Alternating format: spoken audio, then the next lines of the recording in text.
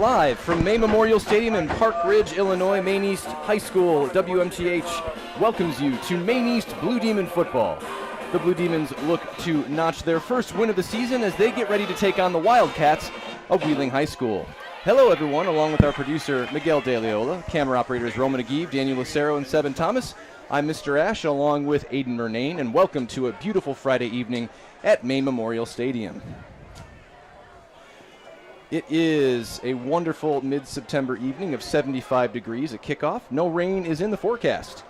For the Blue Demons, they need to get their offense going, Aiden, if they want to earn their first win. Their slow start 2 weeks ago against East Aurora kept them out of the win column, and then last week they were surprisingly shut out against Round Lake. The keys for tonight: clean operation on both sides of the ball. They always want to make sure that happens. Get in and get out of the huddle on offense and keep pre-snap penalties to a minimum. On defense, tackle, play with sound fundamentals. Finally, protect the football and keep turnovers to a minimum. So Aiden is going to be doing color for us tonight. His first time on the job. It is. How you feeling, man? Honestly, I'm excited. All right, well, we'll see how it all goes. Really excited for this. I love football. I love watching it. A bunch of fun things have been happening recently. So I'm looking forward to this. Yeah, it's been quite the day here at Maine East High School.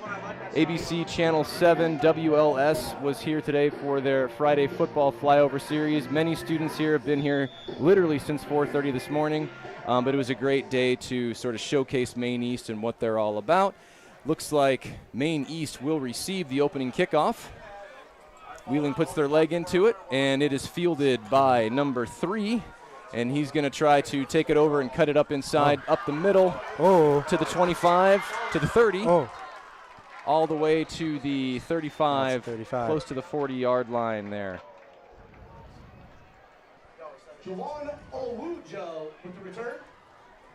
So the Maine East offense will take the field for the first time this evening.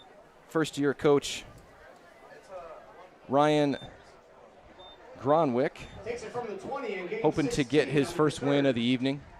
And in the opening week a couple weeks ago, the key players on the offense was quarterback Emil Radicki and also Quadri Akinpelu at running back. So we'll see what they do as they come out in their first formation. Here, first down at their own 36.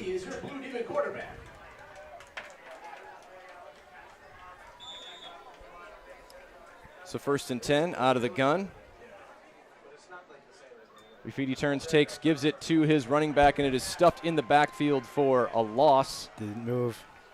Yep, not much of a push there, and it looks like the ball carrier, number 4, Quadri Akinpelu, may be down and injured here. We'll see.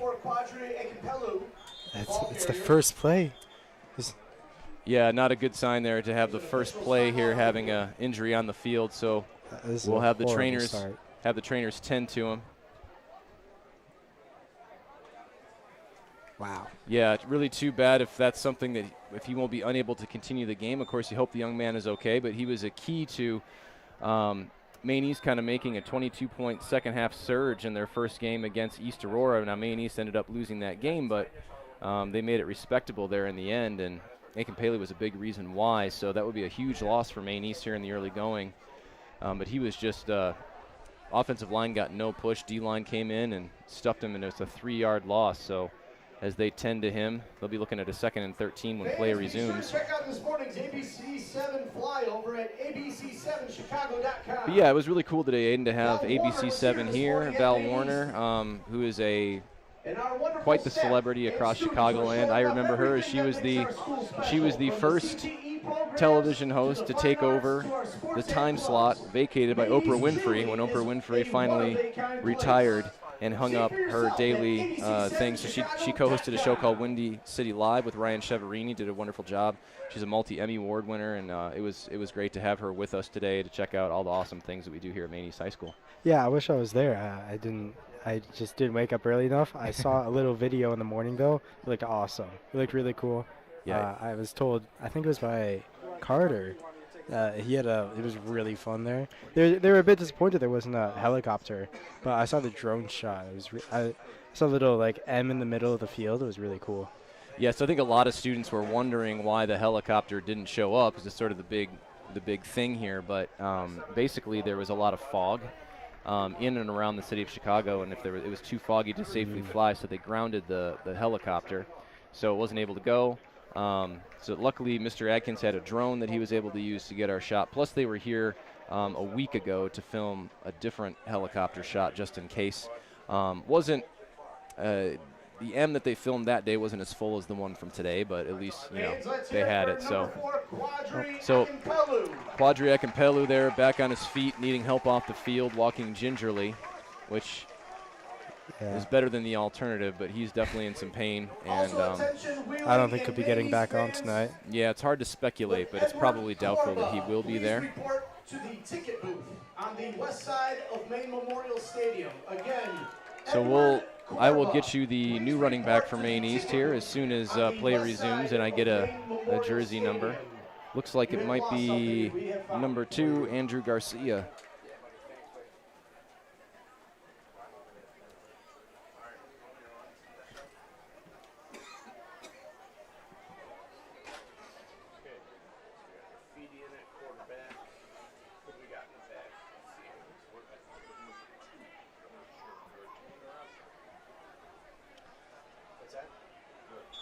All right, so play is set to resume. Maine East on their opening possession, looking at 2nd down and 13 after the loss by Akimpelu.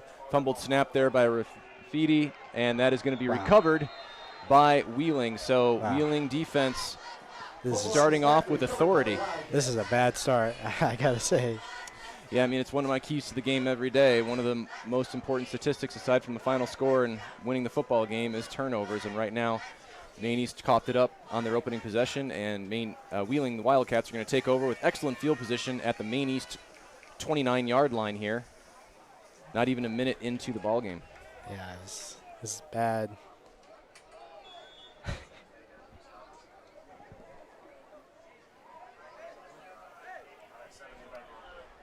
So the Wildcats take over on offense, and they line up in an empty set formation, 2 receivers to each side out of the shotgun. Now man in motion. Quarterback takes turns, gives to the man in motion, and he cuts it up around the corner, gets the edge, and he's off to the races. Misses a tackle. There is a flag on the play as he goes in for the touchdown, but there is a flag on the play. We'll wait to see what the call is. There is a flag on the play. Look, it might have been in the area of holding on offense or defense, though we're not sure, so we'll see what the call is. This might be against Wheeling, and it is. It's holding against Wheeling, so that will not be a touchdown. Looks like one of the defensive backs there was holding as the ball carrier was going past him into the end zone. So instead of a touchdown, it's going to be a 10-yard penalty, and they'll replay the down. So good break there by the Blue Demons for the penalty. Yep. Other than a touchdown.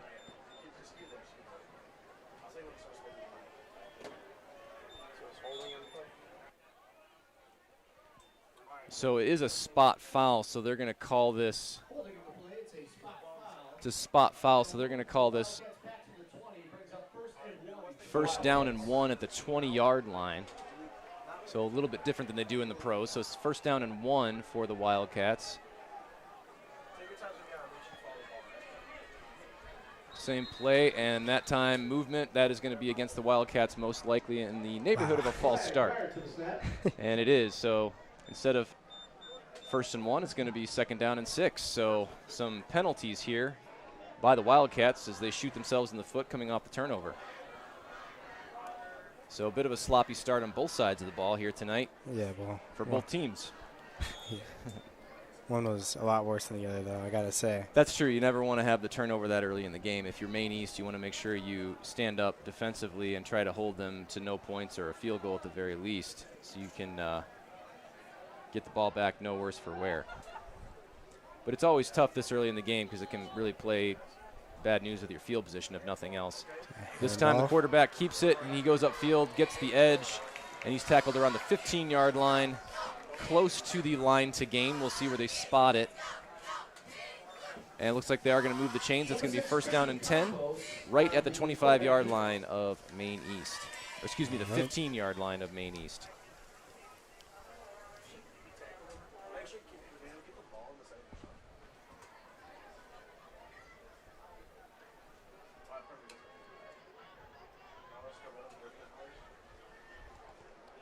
See how Maine East deals with this one. Direct snap and a direct run. He goes up the Quarterback's middle. running. And he bowls his way forward inside the 10-yard line up to around the 9. Tackled there by the birthday boy, number 52, Carlos Cabrales. Shout out to him. Happy birthday. From one Virgo to another. Oh, yeah. That's right, yeah. Aiden and I, both September birthday boys, and apparently so too I'm August 31st. is number 52, Carlos Cabrales. Oh, you're August 31st, that's right. I should know that, but I forgot. But that's the kind of the day it's been, I guess. So 2nd down and 4. Again, kind of the same play out of the gun. This time he's going to give it back to 13, who gets the corner, tackles it up. That time he's bulldozed down inside the 5-yard line. That might have been. He might be at like the 1 or 2 yard line. I think he was out of bounds before that. We'll see where they spot. Looks like it's going to be at the 4-yard line. And it's going to be 1st and goal to go there at the 4-yard line of Maine East. So, again, so far, nothing too fancy for Wheeling. They're just doing the same pitch play, and then either quarterback's keeping it or he's giving it to his man in motion, and that's been that. So, if you're Maine East, you want to be defensively sound on the edge and keep gap discipline and make sure you don't let them set the edge so you can make tackles at the line of scrimmage or near it. This time, direct snap. He's going to keep it the quarterback, and he turns. That's through. A touchdown. And that's going to be a touchdown for the Wheeling Wildcats here in the early going. So the turnover for Maine East proves to be costly, and it cost them a touchdown here in the first quarter of play.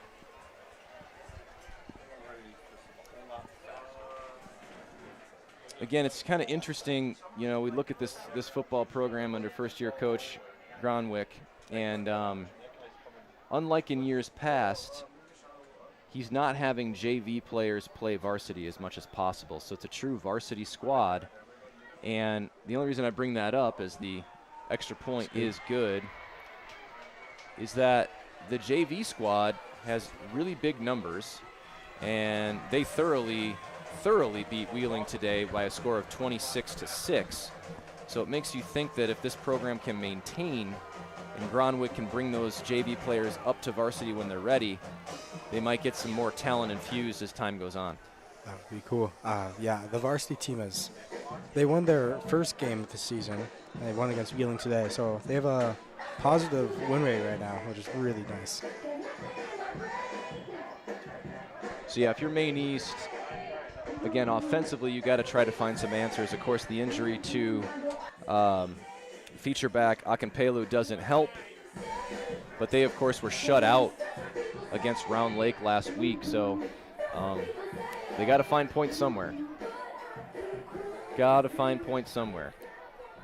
Hopefully they're not underneath the new track that was just laid down, which looks terrific, by the way. They got it freshly painted. It was a summer project here at Maine Memorial Stadium. They did resurface the track, so the track athletes will be very happy. I didn't even notice, but now that I'm taking a look at it, it's really nice. Yeah, it really looks nice. So 2 weeks ago it was done, but they hadn't painted like the blue demons and blue there. That kickoff is going to go out of bounds, which means good field position for Maine East as they catch a break. And I can never remember where they spotted in high school. It's always slightly different from the program. So ball gets spotted at the 35-yard line as we have lost our lights here at Maine Memorial Stadium. So we're going to be in a little bit of a delay to see if we can get this figured out. I haven't seen this before. Players have retreated to their benches. Cell phone flashlights, fans. It's not a power outage because we still here are live and on the air. We still have Wi-Fi. We're still streaming. Must have been. So did someone shut it off? Yeah, we are still live. Did someone cut the lights? So yeah, we are still live, and now we got ourselves a light show to look at across across the way. Yeah, the field's kind of lit right now because a bunch of people in the stadium, they just have their phone lights out. It's got to look really nice. So we're looking at, of course, the visitors' side, the Wheeling side, with their phone flashlights out. But, of course, there's more people here in the homestand, so we looks can't like really a quite concert. see that. It does indeed here. So we're going to go ahead and take a break. We're going to stay with the stream, but we're going to go ahead and join you back when the lights come back on here at Maine Memorial Stadium. 9 minutes, 7 seconds left to go in the first quarter. Maine East trails Wheeling Wildcats.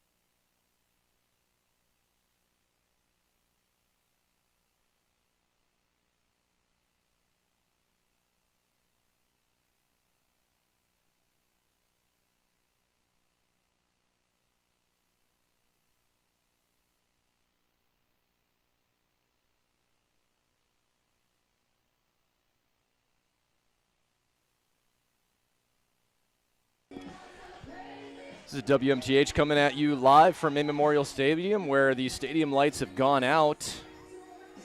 We will provide you updates as we get them, but for right now, it is hard to see here, and that is the only update that I can kind of provide. So as soon as we have a better estimation of when we'll get the power back, or if something else happens, we'll be sure to bring it to you guys. But for now, we're going to keep the stream going. But until then, you'll just be kind of, no, pardon the pun, you're going to be a little in the dark, everybody. This is WMTH-TV. We'll be back with you as soon as we get an update.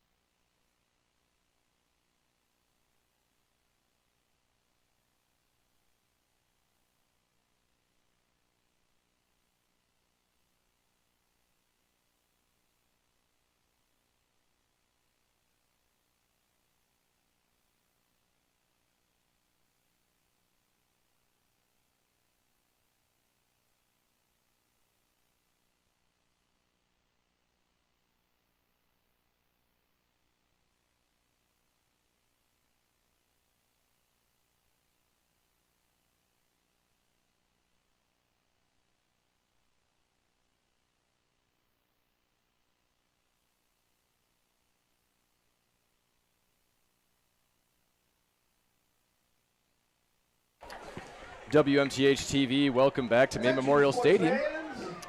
We will have a 3-minute warm-up. The power has been restored to the lighting system. We will resume the and rest of the first quarter with 9:07 on the clock. Play will resume in about 3 minutes. They're going to do a 3-minute warm-up for the players on the field, and then we will resume the first quarter of play here. So we will come back to you in just a couple more minutes and bring you Maine East Blue Demon football here at Maine Memorial Stadium.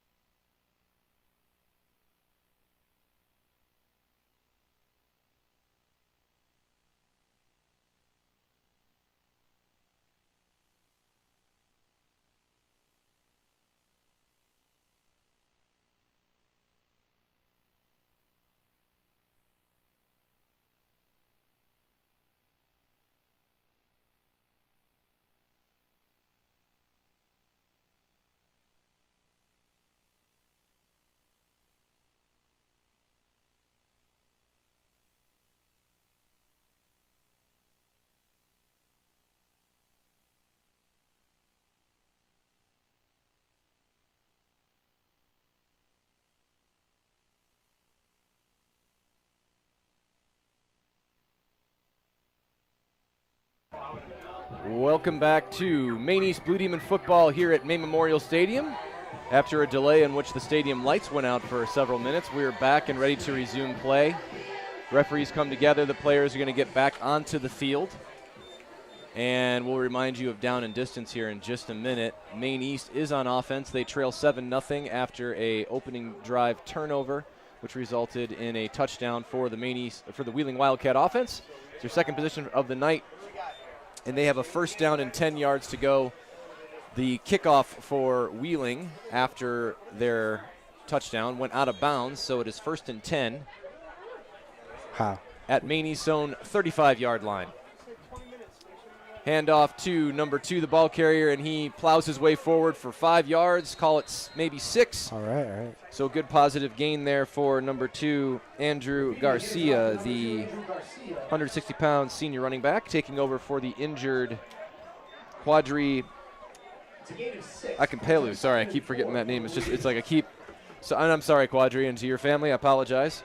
I can't get it to stick in my head, and I do hope that Quadri is not severely injured, and our thoughts are with him. So he went down literally on the first offensive play of the game with a leg injury is what it appeared. So, but anyway, positive gain, call it 6 yards, 2nd down and 4. Yep. You know what's crazy to me?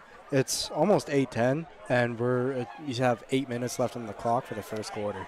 Yes, indeed, as Rafidi keeps and bulldozes away, bounces off ball carriers, and falls forward for a couple.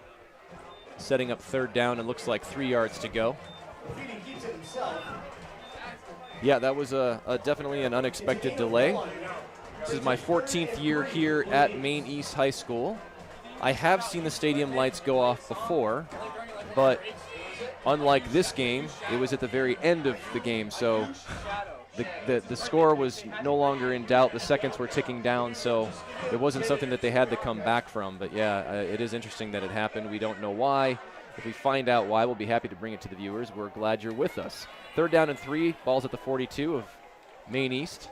Graffiti takes, and he's going to turn, give to his running gap, plows his way forward, and he's going to be up close to a first down, but it looks like he's going to be about a yard short. And we'll see what Coach Gronwick wants to do here. I'm sorry, Aiden. A couple weeks ago, I was doing both play-by-play and color, so try to give you some more space to talk. I apologize. It's all right. It's still fun. I love this. So Maine East looks like they're going to elect to go for it. Why not? They're close to midfield, already down a touchdown.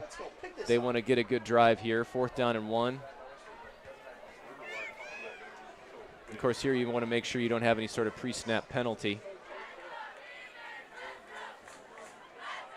It's a handoff. And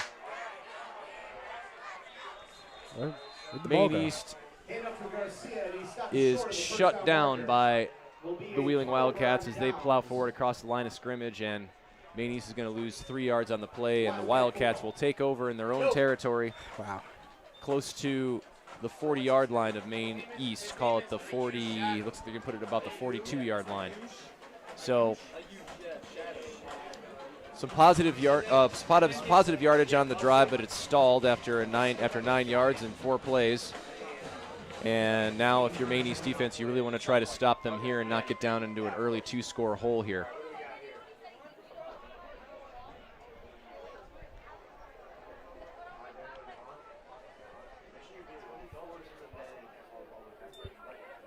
Quarterback takes turns, gives to his always running through number 34, the ball carrier, and he plows his way forward up near the 35-yard line of Maine East. Gain of 6 or 7, setting up 2nd and short. You know, Aiden, football is such, in so many ways, a very sophisticated game, but also it's a very simple game. It's a game of, can your big men keep the other team's big men from pushing you backward, or can you push them forward? Yeah. And what's happening right now is the offensive line and defensive lines for Wheeling are controlling the line of scrimmage, and it's why you're seeing them Maine East get stopped, and it's why you're seeing positive yardage for Wheeling as the quarterback cuts it upside, and he's going to be all the way down inside the 10-yard line of Maine East, setting up 1st and goal. He just ran through. They just let him through.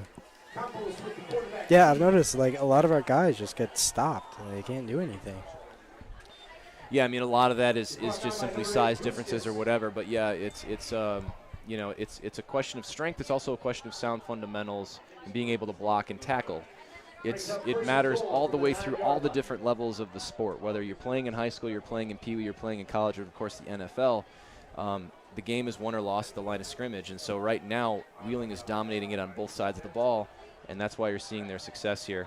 So 2-back set here for Wheeling on 1st down and 9, 1st and goal to go. Turns, takes, gives to running back 34. Good tackle that time as he's stopped for minimal gain. Tackle by number 73 for the Blue Demons, Logan Gutierrez on the stop there. Yeah, I wish I brought my glasses. I can't see from here. Well, see, the interesting thing, too, and again, apologies to any Wildcats fans that may be watching. I'll try to get you some player names as I get them. The roster I received tonight, I have a list of player names, but no jersey numbers next to them. So it's kind of hard for me to call out who people are, so I do apologize for that. So on 2nd down and 10, again, Maine East gets a little stiffer against the run as the ball carrier plows forward for maybe a yard, setting up 3rd down and long here. It's always interesting to see, Aiden, at the high school level, if they'll try to attempt a field goal or not. A lot of times having a quality place kicker at the high school level is a luxury, and so a lot of times you'll see a lot of 4-down territory So we'll see what they do here. But they're facing a 3rd down and goal from the 9-yard line of Maine East. A couple of straight ahead runs here. It makes me wonder if Wheeling will try some misdirection here to see if they can catch the Blue Demons off balance. Oh, I think he's going to. Looking to throw, and that's going to Ooh. be incomplete. Pass intended, I believe, for number 7 for the Wildcats, and that was in his hands and just threw it. So Just slip that. if it hits you in both hands, you want to try to make sure you catch it, and that was not the case. So that's going to be a 4th down and 9, and it does look like they're going to attempt a field goal here. I'm seeing some personnel change for the Wildcats. I mean, kind of just playing it safe right now. They're already up in points. So from here, it would be a 26-yard field goal, I believe, if my math is correct. Solbar is the kicker. Snap is back, hold is good, kick is up. And it is good. So The kick is good. the Wildcats put some more points on the board, and so now it is a 10-0 lead here. Wildcats over the Blue Demons with about just under 4 minutes left to play here in the first quarter of play. Of course, this first quarter quite a bit longer due to the delay with the lights. Yeah. We'd like to remind you guys to join us again in a couple of weeks. It'll be homecoming here the next time we're together at Maine Memorial Stadium. And looking forward to that. That'll be the first week of October. Football game, I believe, will be on Friday, October the 3rd.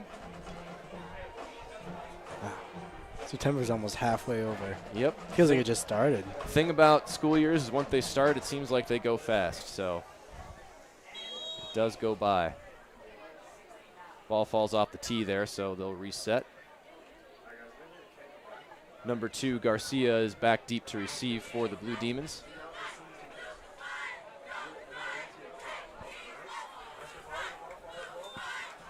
It's caught. It's running through. Number 8, he's running kicks straight it through the middle. upside. Wow.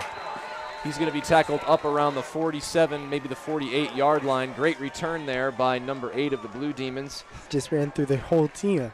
That was sick. Aristotle Guskos. Aris Guskos is the return man there. So great field position. Good spark there on special teams, which had a really hard time a couple of weeks ago here at Maine Memorial Stadium. So good positive play there in special teams. Sets them up with great field position.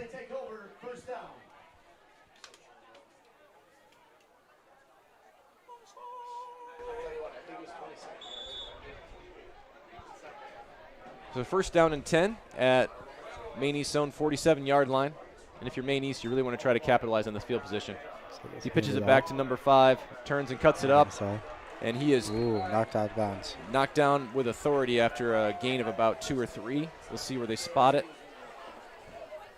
Number 5, call it second down at 8, ball at the 48. It's a gain of 2, brings up 2nd and 8 from the Blue Demon 49-yard line. Parker Dalby Jones, the ball carrier, in that number 5 for the Blue Demons. All right. A lot of other events aside from homecoming coming up here as we get into the school year a couple weeks from now. The fall play for Maine East will hit the stage. 12 Angry Jurors will be on the main stage in the last weekend of September. Sounds fun. Name definitely sounds fun. As Quadri Jones, I believe, we'll see if that was, or excuse me, that was Garcia, the ball carrier. He's going to take that up into Wildcat territory, setting up 3rd down and 5-yard line at the Wildcat 48. So in addition to 12 Angry Jurors hitting at the end of the month, we have homecoming in October, and then of course Maine East V-Show hits the stage in early November. So it seems like it's a ways away, but as you said, Aiden, the school year goes fast. That's true. It always seems to go slow, and then once you look back, I was like, wow, that was really fast. Yeah, there are some days that are slower than others. 3rd down and 5. Graffiti fakes the pitch back, and he's going to do a short throw to number 2, and that's incomplete. That ball is intended for Garcia.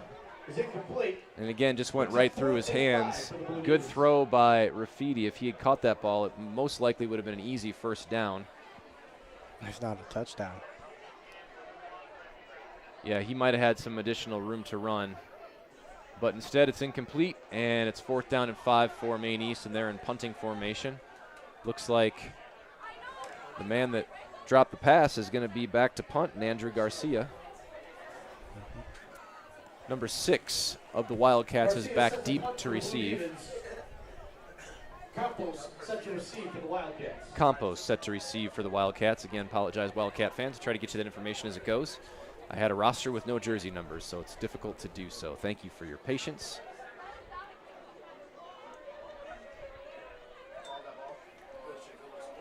Good snap. Ooh. Wow. Gets his leg into it. It's going to take a Maine East bounce, fielded about the 12-yard line. Ooh. Oh, And he's he fast. returns it straight up the sideline. He's still running. Bounces off tackles. He's going to take it straight up the sideline. He's got the punter to beat. Cuts it back inside. And that's going to be a long touchdown for for the Wheeling Wildcats. Touchdown, Wheeling. That was from like the 15-yard line too. So after a positive return, good return for the Blue Demons, Wheeling Wildcat returns the favor and no flags. Oh, no, excuse me. There is a flag on the play, so there is a flag back at the 42-yard line. So we'll see what this is about.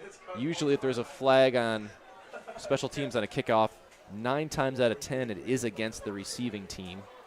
So it might be a hold or a block in the back. We'll see what the referee calls. So touchdown is most likely negated, but we wait for the call.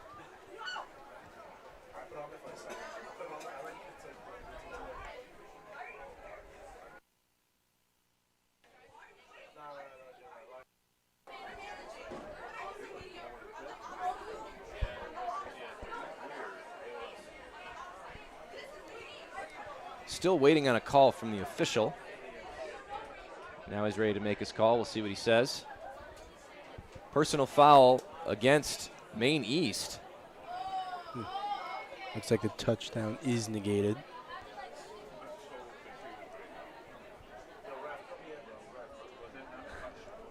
I'm not entirely sure if the penalty's against Maine East. I don't know why the touchdown wouldn't count. Official's still conferring here. Hey, Phil. Forwarding these to you. Actually, I probably think So it looks like the Wildcat bench is celebrating, which makes me think that this is a touchdown for the Wildcats since the penalty was against Maine East. That's what it looks like. Score has not been updated yet. So personal foul, and it is a touchdown. Personal foul against Maine East. All right. So it is now a 16-0 lead for the Wheeling Wildcats. So as I said, after a positive punt return for the Blue Demons, they go 3 and out.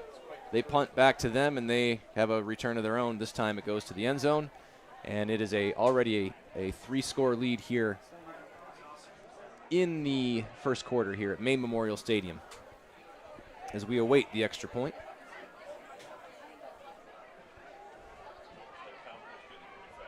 Looks like they're going for a field goal.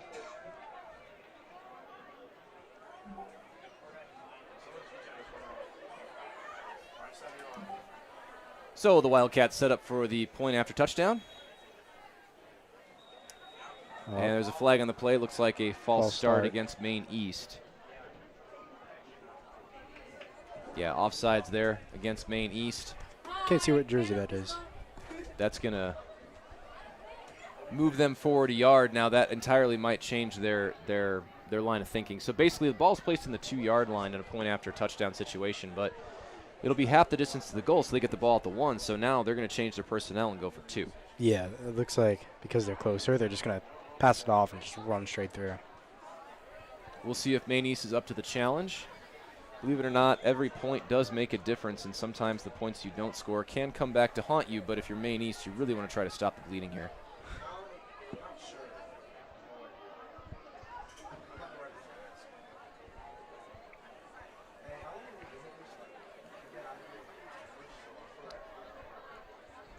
So single back set, 3 receivers on the field for the extra point. Back to the quarterback, turns, keeps it, running through, plows his way through, and the 2-point conversion is good. So that brings the score to 18-0 Wheeling Wildcats over the Maine East Blue Demons with about 1 minute and 45 seconds left in the opening quarter of play. Wow, that is definitely a start.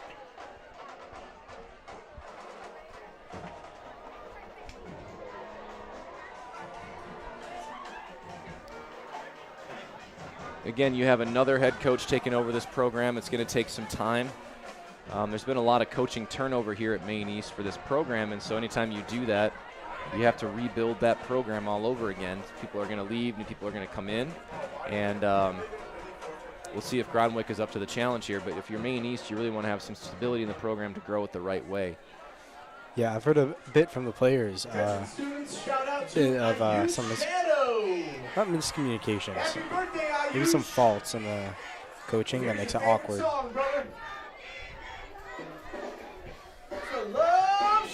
Well, and again, there is some promising developments in the JV level as they are at a 2-1 record with dominant wins over East Aurora, and then tonight against Wheeling. So now, because Maine East had the personal foul penalty, they're going to count that off on the impending kickoff. So instead of kicking off from the usual spot, Wheeling will kick off from Maine East's 45-yard line. So that could really pin the Blue Demons back and have them face a long field to get into scoring position. Yeah. With perfect attendance next week, Ayush, you could be playing this song every day at the end of the passing periods.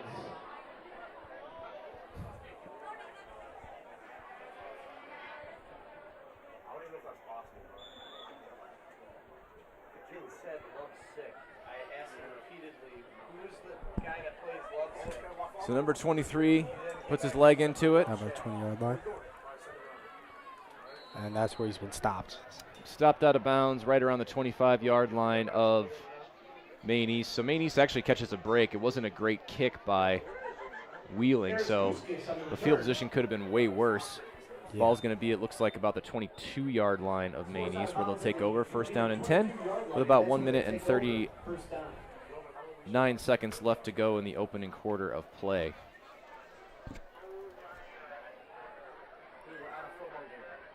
Yeah, I'm looking forward to the development of the JV team. They've had a great season so far. I mean, 2-1 when they became varsity. I'm sure they'll have a great season. It's also worth mentioning tonight that I think that the varsity team is a little short-handed as they take over. And Garcia, the ball carrier, and that's fumble, and that is recovered by the Wildcats. Wow. Garcia pushing for extra yards, coughs it up, and that is going to be recovered by number 3 of the Wildcats. It's like every time we have the ball, something happens, and Yep. it's a turnover, and then we lose it. Wow. Looks like it's Alexis Mendoza. It might be 25-0 by the end of this first quarter. It's entirely possible if Maine East can't get some stops and start playing a little bit more consistently. Again, the keys to the game is controlling the line of scrimmage and avoiding turnovers. And they already have 2 here, and then, of course, some big plays on special teams been the difference. I mean, like, Wildcats are starting on the 25-yard line. Yep. So it's very likely they're going to make a touchdown here. It makes life very difficult for you when you can't control field position and then you're constantly turning the ball over. This is what can happen. Yeah. So the Wheeling Wildcats take over again, 1st and 10 at the Maine East 25-yard line.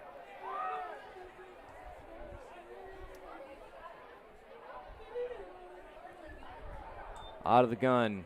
Quarterback turns, takes, gives a 34 as he plows his way forward for a short gain. Number 34, Nicholas Montesinos. 3 or 4 yards. The junior running back there on the ball is the ball carrier. Christian Campos is their quarterback, number 6. Wildcat fans, thank you for your patience. Finally able to get a roster emailed to me, so now I've got uniform names. I can start calling up some numbers for you to match the names. Good times. So clock continues to roll, less than a minute here in the first quarter of play. It's going to be 2nd down and 8 at the 23-yard line of Maine East. Out of the gun. Campos takes a snap, fakes to Montesinos, throws, running off the side. passes Might caught. be a touchdown. That is a touchdown. by Up the Wildcats. sidelines, and that's going to be another touchdown for the Wildcats. So a little play action fake and a swing pass.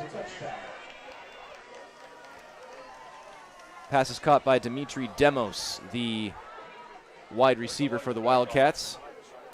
And another touchdown for the Wildcats here with 30 seconds left here in the first quarter.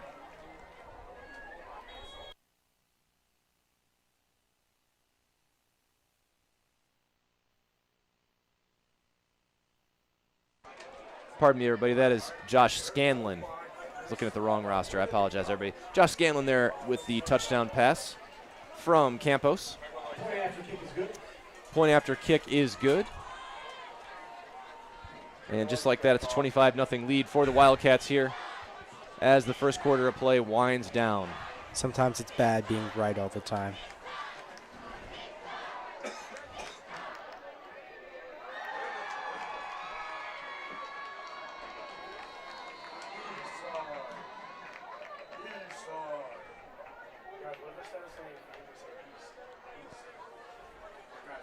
All right, hopefully this next kickoff will be good. I mean, the one thing that I did find encouraging for Maine East play 2 weeks ago is that they were resilient. They stuck with it. They started to find plays that worked. It wasn't like East Aurora pulled all their players off the field in the second half. They scored 22 unanswered points in that half and at least able to make the score respectable and found some offensive rhythm and some defensive stops. And coaching staff for the Blue Demons is going to have to find something that works here. Yeah, I mean, their first game, they really started picking up momentum in that second half, but it just wasn't enough. Just wasn't enough because they had such a, the East Aurora Tomcats got up to such a huge lead. Yeah, and Wildcats, they're on a roll right now. They have not lost their momentum at all. So that's another kick out of bounds. So the kicking for the Wildcats not been great. So again, Maine East will get kind of a field position reset. They'll get their ball at their own 35. Good start.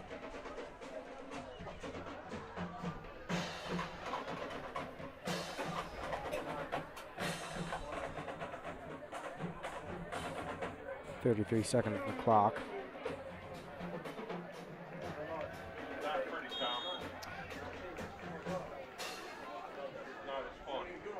So Maine East on offense again. Rafiti, the quarterback, out of the gun. He's got a single back set. Turns, takes, he gives to Garcia, plows his way forward, ball's on the ground again. Another fumble, another recovery. Wow. Wow, this is... And Andrew Garcia just cannot stop the bleeding here. That is 2 fumbles, 2 turnovers on consecutive possessions for the Blue Demons. And it's going to be the Wildcat ball again. They'll get the ball at the Maine East 40-yard line. 26 seconds left to go in the opening quarter. What is happening? It has been that kind of night, and this is you can tell that Garcia is really frustrated. He's getting a talking to on the sidelines to try to keep his cool here. Yeah, I guess it's just his night. Sometimes it just happens every now and then.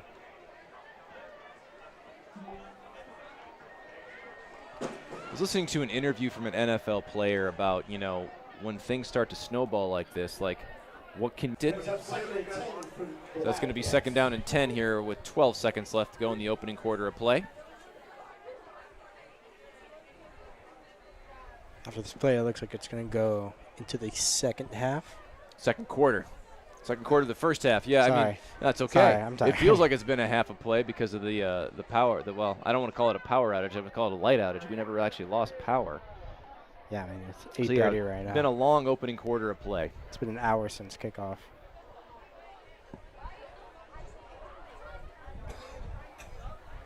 But anyway, I thought that was interesting advice that NFL player gave, because basically, like, when you get into a deficit like this, a lot of players can start pressing and try to do too much, and a lot of times that makes more mistakes happen. If you try to narrow your focus and focus on your individual job, it can tighten things up.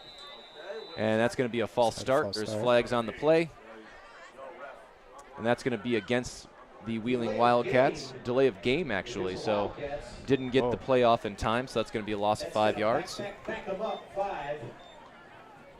Brings up 2nd and 15.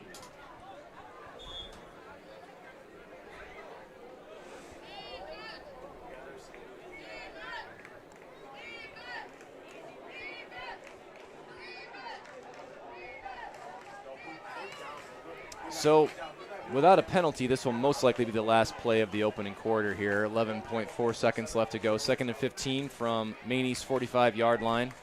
Campos out of the gun.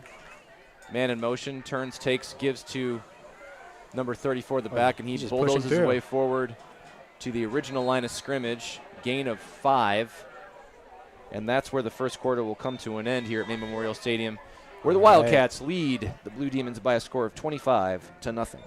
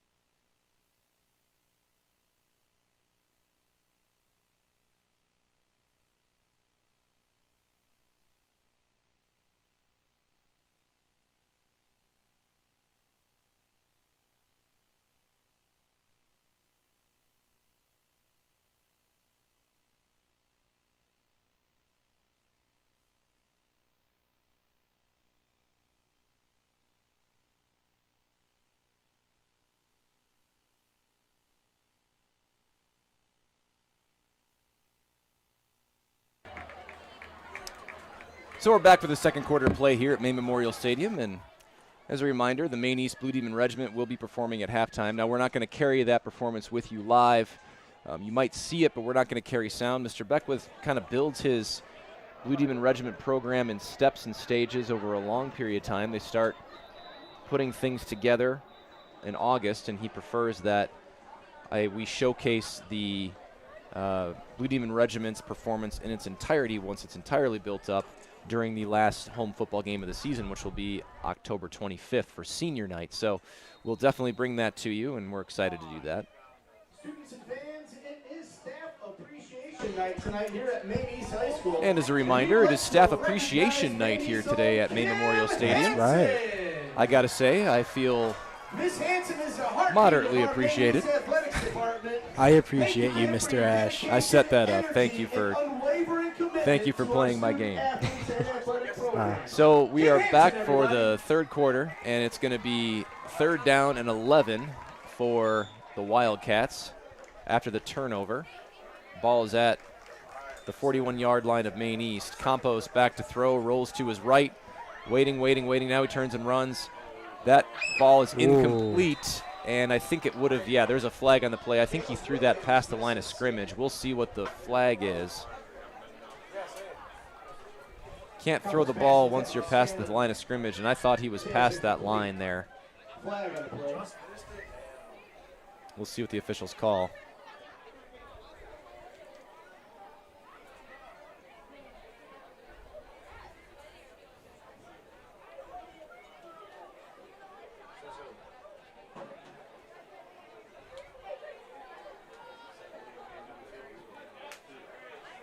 Yep, so it is against the Wildcats. They're going to decline the penalty, bringing up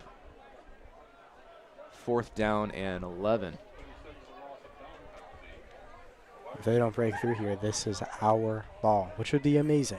I would love that. So it's a loss of down penalty, so it'll be a 4th down and 11 here with the illegal forward pass that the quarterback threw as he was past the line of scrimmage when he threw it. So Maine East declines the penalty, bring up 4th down. Is that a timeout called by Maine East? Yeah, Maine East does take a timeout. I guess Maine East did accept the penalty yards because it's a loss of down, so it'll be a 5-yard penalty plus loss of down. So instead of repeating 3rd down, it will be 4th down. And it looks like the Wildcats will punt the ball away to Maine East as they talk things over.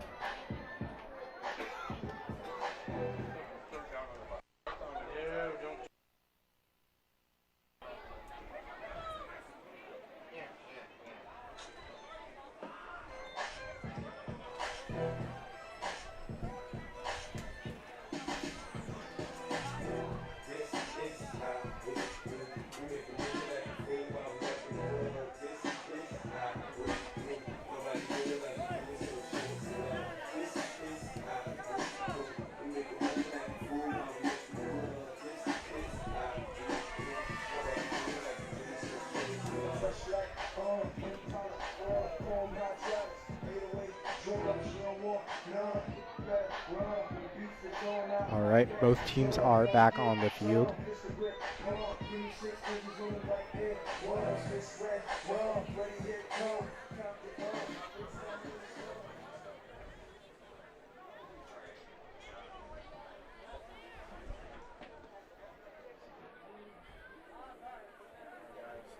So it's 4th down and 16. The ball is at the 46-yard line of Maine East. Wildcats are in punting formation.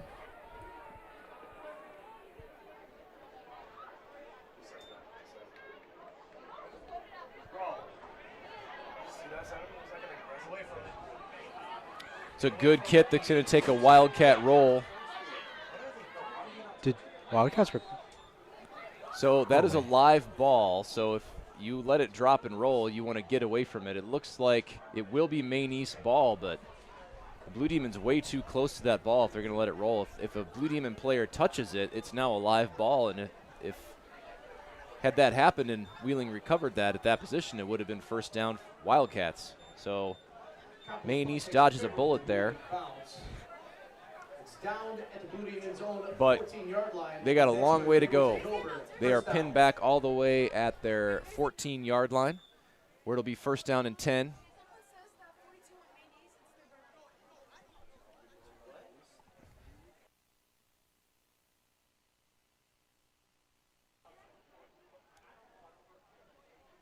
So 1st down and 10 at their own 14 for the Blue Demons. Graffiti out of the gun. And that's going to be blown dead, which makes me think it might be a false start against. No, it's going to be offsides against the Wildcats. So Maine East catches a break. It's going to be a 5-yard penalty. Instead of 1st down and 10, it'll be 1st and 5 at the 19-yard line of Maine East out of that penalty.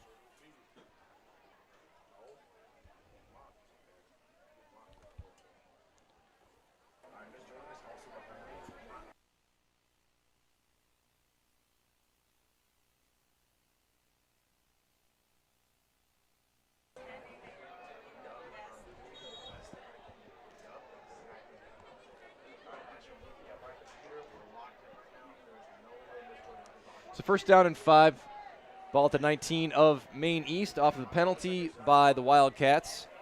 Graffiti the quarterback out of the gun. He's got a single back set, 2 receivers to either side. Man in motion, he turns, pitches it back to number 8, bounces it up inside, takes it out past the 20 to the 22-yard line. Yeah, got stuck there. Gets a gain of about 2, setting up 2nd down and 3. That was number 8 there for Goose there. Yeah, Eris Goose. Maine East leads a lot more than just passing and running. That's all they've been doing. Yeah, they just need a long, sustained drive. And actually what it was a couple of weeks ago was the ground game took over for the Blue Demons. Not a whole lot of yards through the air those 2 weeks ago where they got those 22 unanswered points.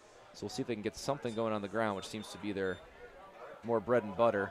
But that's not going to get it done as big number 77 comes in almost unblocked and tackles the ball carrier for a loss. Number 77 for Wheeling. He was just dragging him backwards, like on the ground. Garcia, the ball carrier.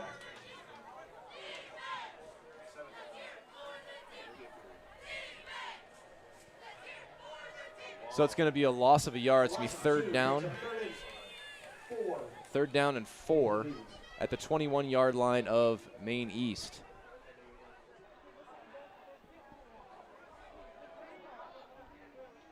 I know you want me by Pitbull. Got it? Thank you. Graffiti, play action fake, and that's going to be picked off. I did. And the interception there is made by the Wheeling Wildcat defense. If I can get a number, I will. It's another turnover. It's another turnover for the Maine East Blue Demons, and Wheeling will take over at the Maine East 14-yard line. Every time we have the ball, it's a turnover. I don't think it's been a single play so far. Past 3 possessions have all been turnovers for the Blue Demons.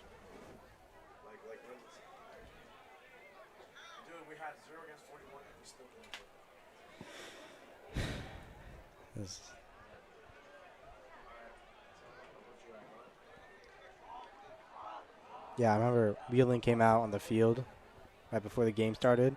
They looked ready, and they're really showing it off right now. So Campos takes turns, gives it to his ball carrier, number 34, Montesinos, who plows his way forward up inside the 10 to the 6-yard line of Maine East. 8-yard gain, 2nd down and 2.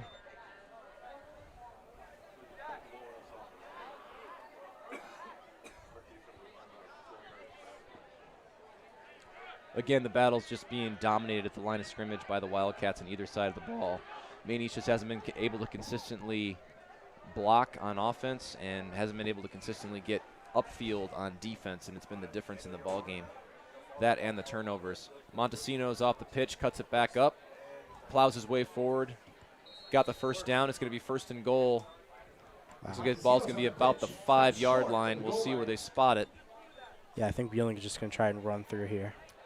So it's, pardon me, it's inside the 5-yard line. Ball's going to be placed at about the 2-yard line, setting up 1st and goal. Clock continues. No, clock stops here with 9 minutes and 13 seconds left to go here in the first half of play. 1st and goal at the 1. Result of the play is first. Yeah, Maine East probably going to go down 31, 32 points here. 32-0. Anything can happen. We'll see. It's why they play the game. It's true. Who knows? Wheeling may make a big This mistake time, Campos here. under center. Turns, takes, gives it to Montesinos, who plows it in for a touchdown. That is touchdown for the Wheeling Wildcats. And it is now a 31-point Wildcat lead over the Maine East Blue Demons. Here at Maine Memorial Stadium, it's been a story of turnovers and a couple of big plays on special teams for the Wildcats. And that's been the difference, and it's just been all Wildcats here at Maine Memorial Stadium. Yeah, I mean, Maine East blundered a bunch recently. All the fumbles, interceptions, voice cracks. What are you saying? I have a voice crack? I might. A little under the weather here tonight, folks. Do my best to plow through. So in the point after formation, snap is back, kick is up, and it is up and through. Point after touchdown is good. Score 32-0 Wildcats over the Maine East Blue Demons. 8 minutes 46 on the clock. And that is correct. I gotta say, this isn't an ideal position in a football game. Nope, some games are like that, and you do the best that you can, and that's kind of really all there is to it. So, yeah, the next time we'll be back with you all will be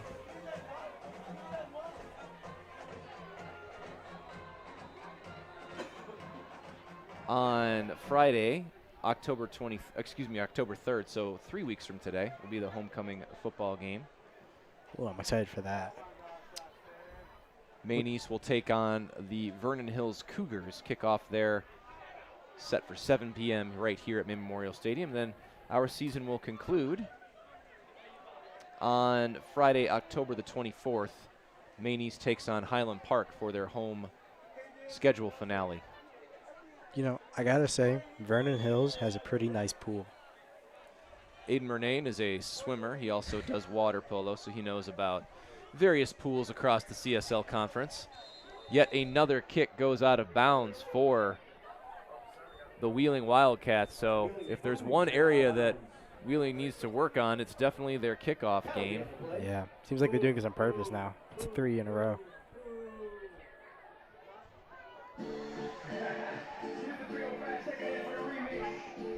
Yeah, just been going off the side of his foot all night, so. Unless it's a field goal, then he makes those perfectly. And then he makes them okay, yeah. So again, it'll be a 1st down and 10 at their own 35 for the Maine East Blue Demons. So field position hasn't been great, but it hasn't been bad because of these bad kickoffs. They've had some favorable field position, just have not been able to get enough positive yardage going to sustain drives and kind of kill this momentum that has just led Wheeling to dominate the entire game. Yeah, I just noticed now. Are those blue horns people in the stadium are wearing? That's really cool. Are you talking about for? Oh yeah, they do have the glow in the dark, or the light up horns can be seen across the home crowd here at Maine Memorial Stadium. Those are pretty cool, I gotta say.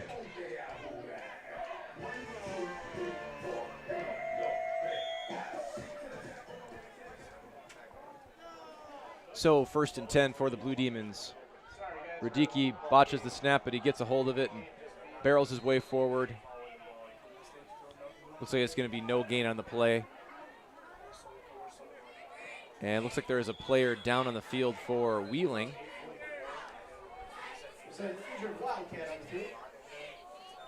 That'll bring the trainer out to take a look. But it's no gain on the play. It'll be 2nd down and 10 when play resumes. Don't have a number for the player down on the field. As soon as we get that, we'll bring that to you. All right. Yeah, he might be out.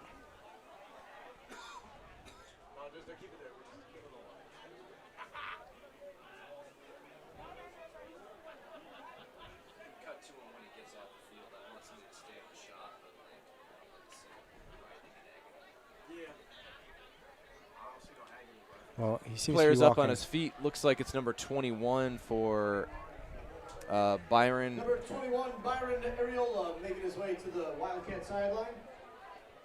Right. Yeah, Byron Areola there, the injured Wildcat, but he looks like he's walked off under his own power. Might have got the wind knocked out of him. Ball's on the 35-yard line. So it was no gain on the play for the Maine East Blue Demons. And again, that was almost another turnover. That was a bad snap that time. So again, like, Maine East just has to start playing sounder fundamental football. It's easy for me to stand up here and say it. A little bit harder when you're down there in that field. Again, narrow your focus, do your job well. And again, the Wildcats just continue to dominate the line of scrimmage. Yeah, they just push through. They make it through. Yeah, offensive line is not able to sustain blocks consistently, and he's lost 3 yards on that play. Yeah, they know we're not throwing the ball, so they just push through. They stop us from running, and we lose the ball. Sometimes we fumble, too. Yeah, Maine East has tried to throw the ball a couple of times, hasn't gone well. There's been a couple of incomplete passes where, unfortunately, the receivers have hit them in the hands and they just dropped it. There's been an interception on the previous drive. So 3rd down, 13 here. Clock continues to run. Inside of 8 minutes left to go here in the first half. Radicki takes turns, pitches it back to number 8, cuts it up, and he is driven down with authority. Yeah, he's down. He's going to be taken He's down. getting up, though. Ball will be at the 37 of, call it the 36 That was a hard of Maine block. East, and setting up 4th down and long. 4th down and 9, and most likely to be a punting situation for Maine East. Yeah, looks like he's been subbed out.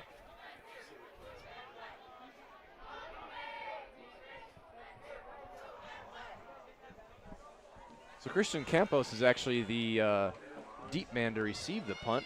So the quarterback for the Wildcats must be a pretty good athlete to be able to return punts.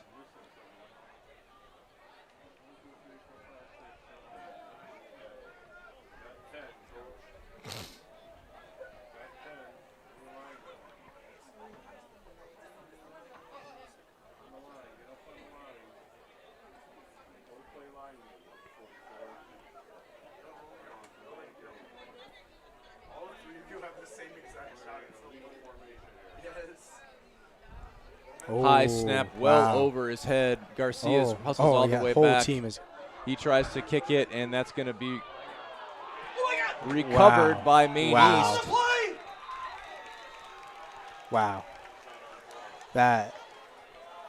So that's quite the turn of events. So we had a snap go over Garcia's head. He gets back, manages to get the kickoff. It's a short kick made under duress, and Wheeling was getting ready to catch the ball. The ball was caught and fumbled. Maine East recovers. So after all of that, it is going to be Maine East ball after the Wildcat turnover. But Maine East has horrible field position. They're going to take over. We'll see where they spot it here. Yeah, I mean, that was looks like it's going to be at their own 15. So Maine East gets to try again. Yeah, I mean, the snap went all the way down to the 10-yard line, and the whole team was just running at him. I think he made a good decision there to try and kick it, but barely moved 5. No, I mean, credit to Garcia for a heads-up play to get the kick off. It was not a good kick, let's be honest. Had Wheeling fielded that ball, they would have had field position probably at about the 15-yard line of Maine East. Another chance to score, put up more points, but instead they're unable to field the ball. It becomes a live ball because of the punt situation, and Maine East recovers.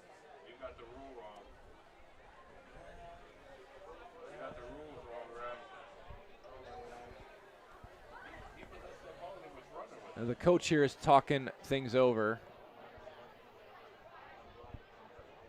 No, they're going to say it's Wheeling ball after all that. So I did see right. Yeah, because it looked like he kicked it up. I didn't see a fumble, but I did see a player right under it. So after like all of that, the Wildcats did recover. And they will take over at the 15-yard line of Maine East. So yet another turnover. You know, I was just thinking there hadn't been a bad position yet, or a bad play of this position by Maine East. But I guess it's only a matter of time. Campos takes turns, gives to his running back, number 23, barrels his way forward, past the 10, up to the 8-yard line, setting up second down.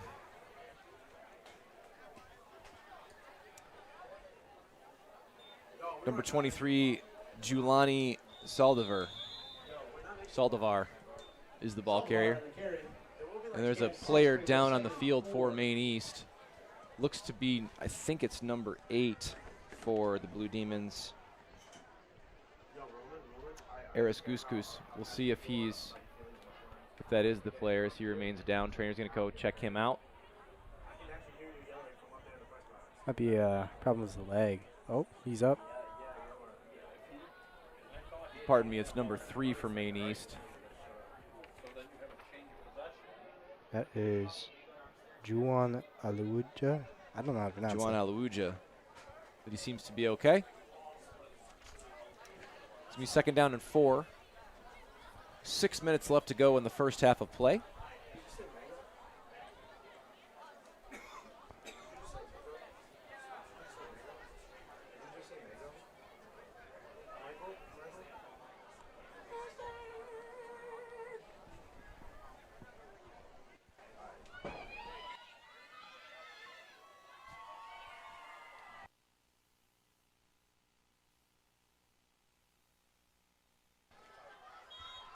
Second down and 4 at the 9-yard line of Maine East.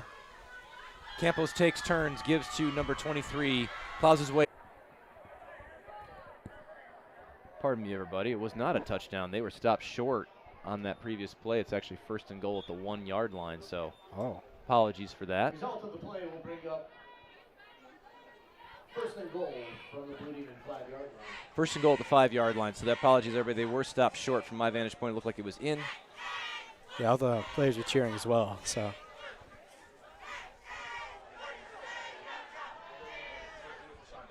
So first and goal at the 6, coming out of the penalty.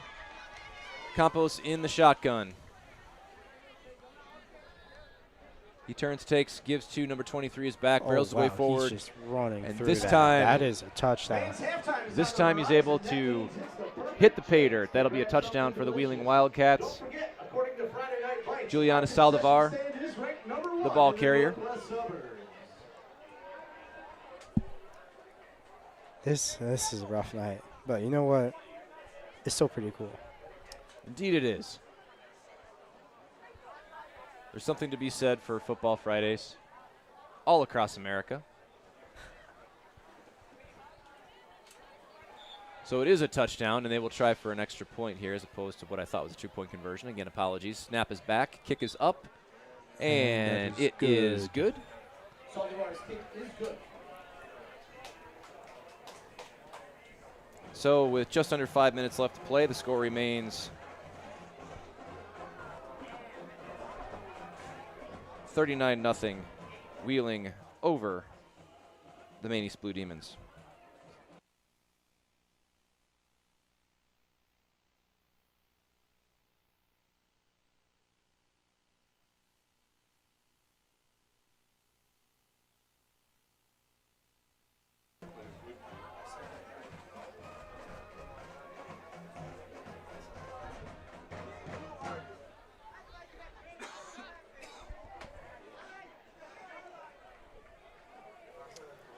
So during halftime, we will see probably visuals of the Maine East Blue Demon Regiment. We won't hear them yet until October the 24th, the final game. That's when we will bring you the entire Maine East Blue Demon Regiment halftime performance that they've been meticulously working on since about the first week of August or so. Again, they kind of build up the routine in stages. Blue Demon Regiment meets once a week for rehearsals. That was a Short bad kick. Oh, wow. Oh. Yeah, the Maine East players are just getting run over. It's number Dragged 10, out of bounds. unfortunately not able to get positive yardage out of that. Salami there kind of ran a lot sideways. Lucky that there wasn't a flag. A lot of times if you do that on the kick return, it's really hard for players to not block people in the back. There's an injured player for Maine East down on the field. Oh, yeah, he was the one who got ran over as he was running. Rayan Hussein there, the 135-pound junior. Yeah, he was wide kind of receiver and defensive back. Yeah, so trainers will come in.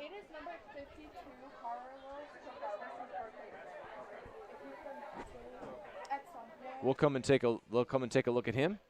4 minutes, 44 seconds left here in the first half.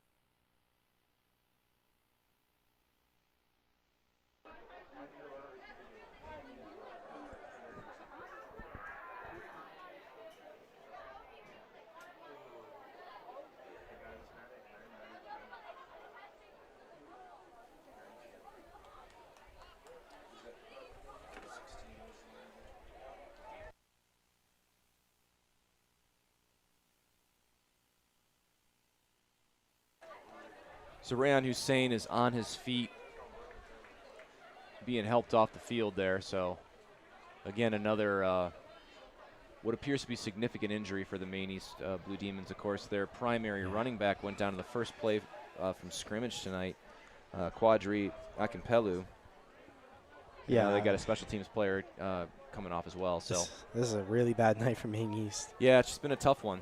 There's no way around it. And so, if you're if you're the coaching staff of the Blue Demons, you've got to try to rally the troops and just try to focus on playing more fundamentally sound. Yeah, probably not going to come back and win this one at this point. So now it's like, well, how can you show some resilience in the field? And that's what the hard part is about establishing a culture when you're a new coach, is to get those foundational principles down. It doesn't happen in a straight line. It doesn't happen right away. It takes time on task. But hopefully these players will eventually respond and the program will improve. Oh, that'll be pretty nice. I mean, halftime hasn't even hit yet. It's around 9, I think. Yeah, 9:02. Wow, we might be here till like 11 at this rate. It's what I signed up for, my friend. You call the game till the game is over.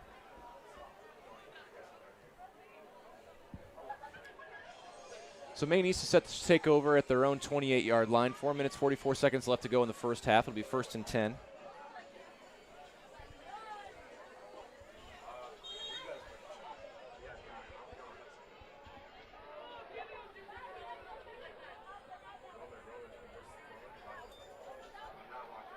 Graffiti Pass pitches off. it back to... Trying to run through, and he has been knocked down. Passes back to number 8 there. Short gain on the play. Gain of about 3 yards, setting up 2nd down and 7 or 2nd down and 8. Ball just over the 30-yard line. There's Goose Goose, the ball carrier that time. 2nd down and 7, so a gain of 3.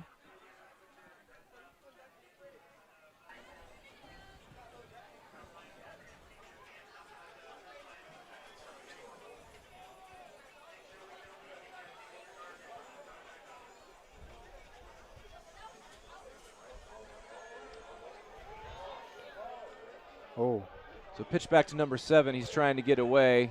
I think they lost They lost yardage on the play. It wasn't as bad as it could have been, but they still lost yardage back behind the original line of scrimmage, and is setting up 3rd down and about 14 yards here.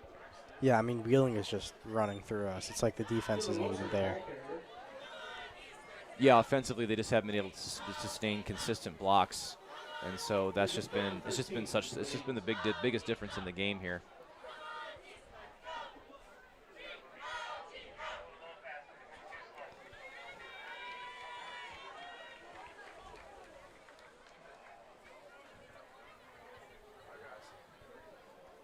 So 3rd down and 14, balls at the 25-yard line. After the loss by number 7, De La Rosa. Off of play action. Oh. Rafidi tries a pass. It's attempted. Tries to hit. Looks like an interception. Eris Goose falls incomplete. Brings up 4th down for the Blue Demons. And that's going to be 4th down for Maine East here. Inside of 3 minutes left to go in the first half.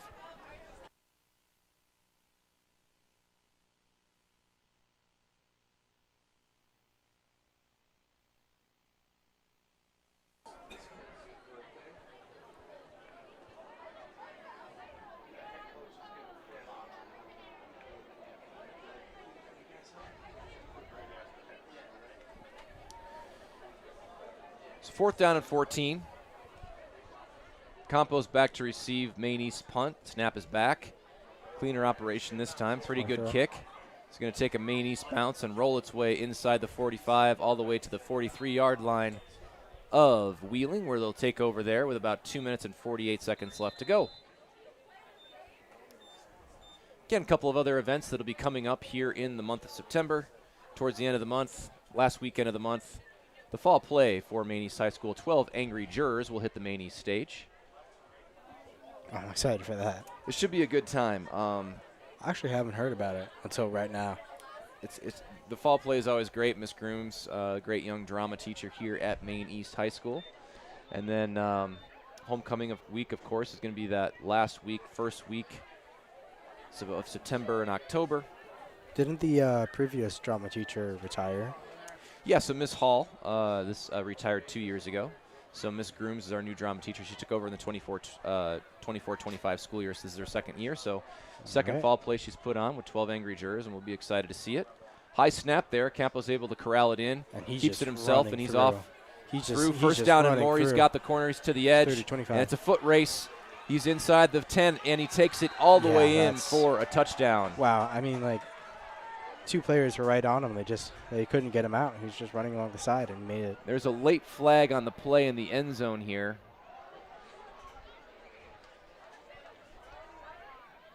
And we'll see what the call is, but it was after the touchdown, so the touchdown should be good.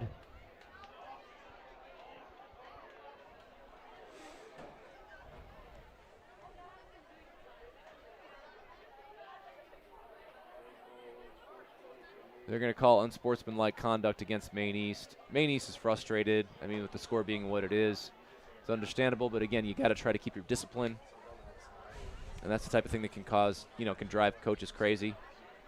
I think it can drive even players crazy.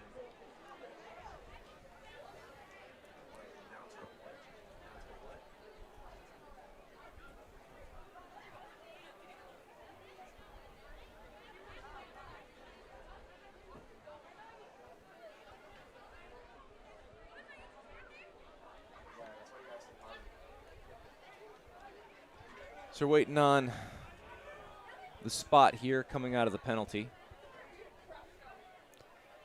The score is currently 45-0.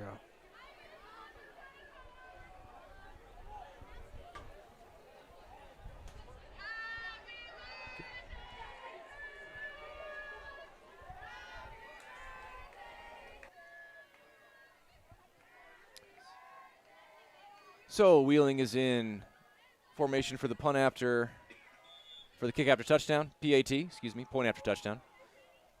Snap is back, kick is up, and it is through. And it is currently 46-0 here at Maine Memorial Stadium, inside of 3 minutes left to play in the first half. Wow, hopefully we could do something in the second half. Yeah, I mean, at this point, I'm sure the coaches are ready to get to the locker room to kind of regroup and see what they can do to sort of reset. Yeah. And hope for something more positive here in the second half. But yeah, it's been all Wheeling, and that's been frustrating to see. Well, I mean, even in the first game, what I saw was Maine just trying to get their footing against the other team. I mean, it was 33-0 the first half, and I mean, 46-0. Yep. Almost in this first half. So hopefully Maine can at least do something by the second half. I think they will be able to. That's really what I've seen. Like even in water polo, we always seem to be a little bit rough at the start and then pick up the pace. I'm seeing this here in football too, so hopefully something nice will happen. We'll see. We'll watch and see here as we get ready for another Wheeling Wildcat kickoff. The one blemish this evening for Wheeling has been their kickoffs continuously going out of bounds. Jelani Saldivar is the kicker. We'll see if he can field this one in bounds and control it more. There's been at least 3 that have gone out of bounds. That one is going to stay in. That was a good kick that rolls all the way to the 5. Yeah, I mean, I'm looking at the players, and the Maine East just can't block them. They just run through. Garcia from his 5 brings it out to the. So Garcia is able to return that to just past the 15-yard line. I believe it'll be first down and 10. Ball right around the 17-yard line of Maine East, where they will take over. About 2.5 minutes remaining here in the first half.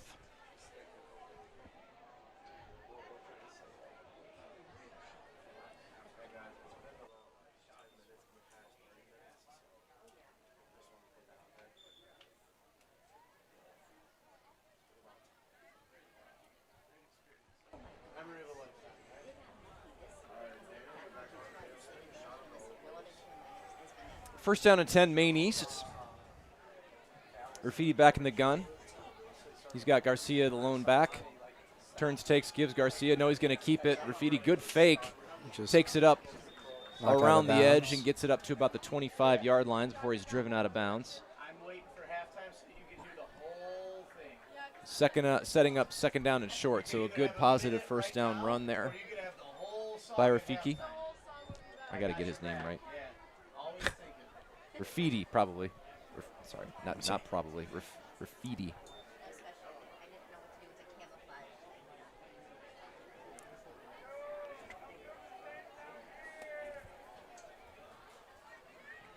Yeah, Rafidi, excuse me. Rafidi turns and gives to Garcia, and again, rudely met in the backfield, tries to plow his way forward. Yeah, they just crunched in on him and pushed him back. Looks like it's going to be no gain on the play. Setting up third down and 3.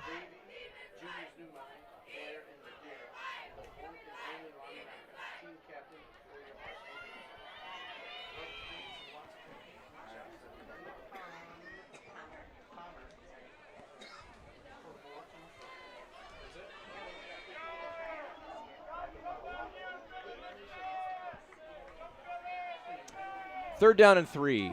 Maine East looking for a first down.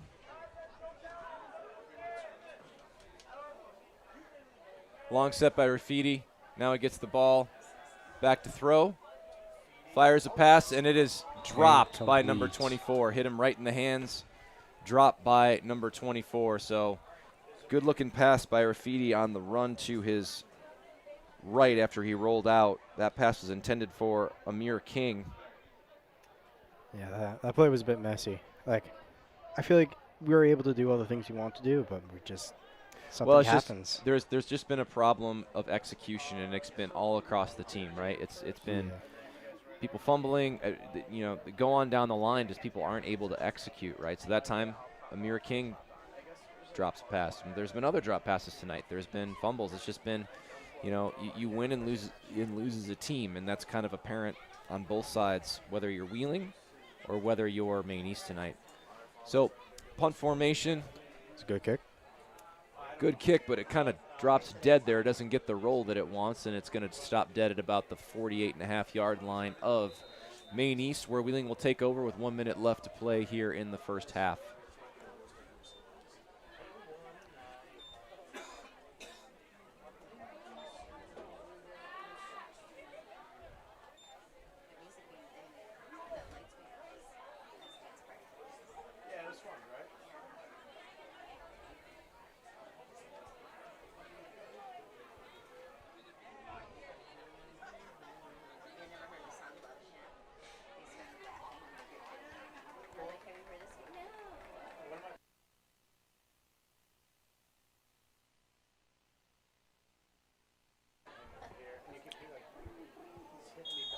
And Wheeling is going to take a knee here. Looks like they just might be content to let the clock wind down for the first half. That's what it looks like, yeah. I mean, being up 46-0 first half is already pretty good, I got to say. There's still another half of football to play, so yeah, they're going to go ahead and just take a knee on this one and send it to halftime. Again, Maine East Blue Demon Regiment will be playing at halftime. We're not going to bring you that performance. You'll be able to see it visually. We're not going to bring you the sound at Mr. Beck with the band director's request. He likes to build his program and performance up over time. We will bring that to you on October the 24th during the final home football game of the season here at Maine Memorial Stadium. So that's where we're going to leave things. At the end of the first half, it is going to be the Wheeling Wildcats 46, the Maine East Blue Demons nothing here at Maine Memorial Stadium. This is WMTH-TV. We'll be back for the third half of action here in a few minutes. Thanks for watching.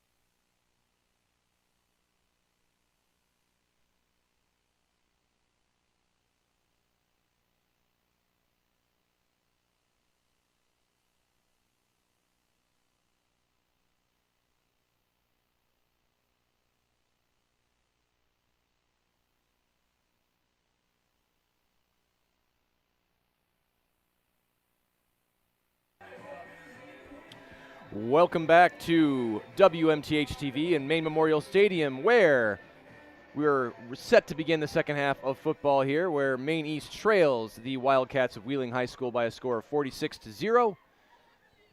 Mr. Ash is back with you, along with Mr. Aiden Murnane, doing his first color commentary. So it was not a pretty first half of football for the Maine East Blue Demons, and my keys to the second half essentially are focus on fundamentals, focus on doing your job, narrow your focus, do your job, trust the person next to you will do this, do theirs, and try to see if you can stop some of this bleeding a little bit, get some positive momentum going in the second half that you can carry with you into next week.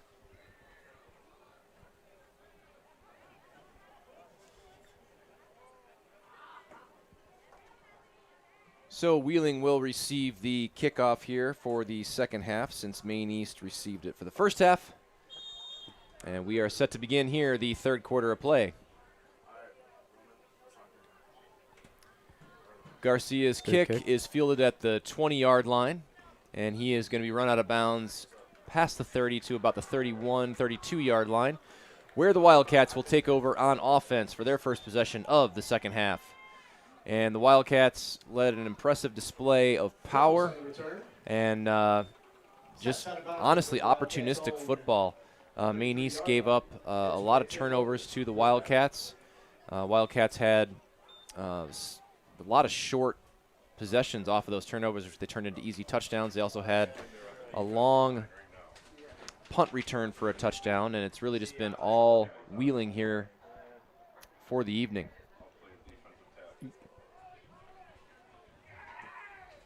Shout out to the Blue Demons' own number 52, Carlos Cabrales. Happy birthday. Go, Carlos. It's your birthday. Happy birthday, sir. So first down and 10, ball at the Wheeling's own 33. Out of the gun. Campos takes and turns and gives to his running back, and he is stopped behind the line of scrimmage and tackled for a loss. That's a good start for the Maine East defense. I'll get you the name of the ball carrier. It's entirely possible. With the score being what it is, it's entirely possible that the Wheeling Wildcats might have some of their starters out of the game.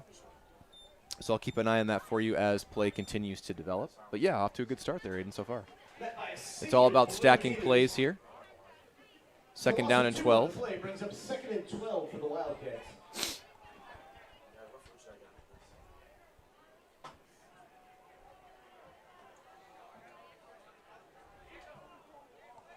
Campos turns, takes, gives to his running back, and he plows forward, able to gain 3 or 4 yards, taking it up past the original line of scrimmage, setting up third down and about 8 after the gain of 4.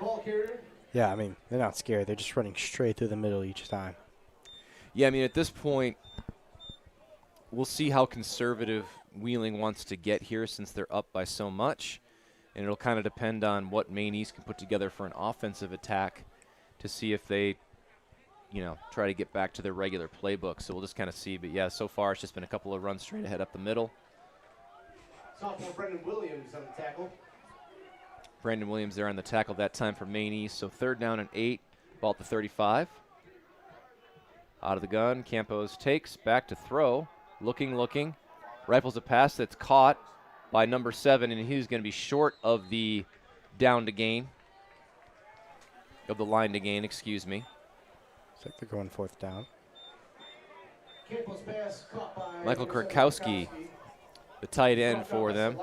That's going to set up fourth down and 2. And it looks like Wheeling will be content to punt. Gain of a couple. It's going to bring up 4th and 2 for the Wildcats. So, not as conservative that time. Had a passing play after 2 straight runs. And Campos stays on the field to set to punt. Kick. So we've got a quarterback, kicker, and punt and kick returner, which is kind of cool for the Wildcats. Garcia back deep for Maine East. Low snap. Campos is able to get it and put his leg into it. It's a high kick. Good hang time. And it's going to roll out of bounds at about the 34-yard line of Maine East, where they'll take over for their first half, or their second half possession of the evening. All right. This is way better than the first half, I got to say. So far, so good. We do have a couple of injuries for the Maine East Blue Demons in the first half. Very first offensive play from scrimmage for Maine East. Their feature back, Quadri Akampelu, went down with what appears to be a lower leg injury, and then a little bit later on, number 16, Rayan Hussein, was helped off the field on a special teams play. So we'll keep an eye on that as the game progresses. Rafidi gives to Garcia. Garcia, the ball carrier. Looks to be no gain on the play, setting up 2nd down and 10. No gain on the play. Brings up 2nd and 10 for the Blue Demons. Been a tough night for Garcia. You'd like to see him get going. You know, tough night by way of some incomplete passes his way. I think back-to-back fumbles on for him. So, you know, you want to see him kind of finish the game strong. Yeah, I mean, I think the halftime was a really good reset. Stopped Wheeling's momentum, and now Maine's starting to get into it. Rafidi again with the handoff to Garcia, and again he's stuffed at the line of scrimmage. So again, the defensive line, defensive line continues to get good penetration to meet the ball carriers in the hole, and there's just not a whole lot of daylight for the run game of the Maine East Blue Demons. So again, no gain on the play, setting up 3rd down and 10.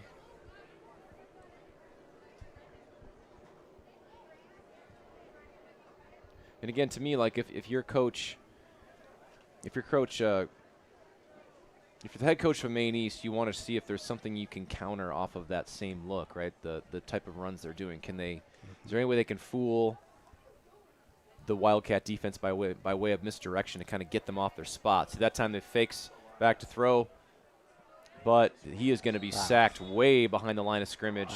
Good job by the defense, number 46 for the Wildcats of staying, maybe number 40, Eduardo Juarez, staying with that play and not allowing Rafidi to escape, and that is a sack that takes them all the way back to their own 23, setting up 4th and forever.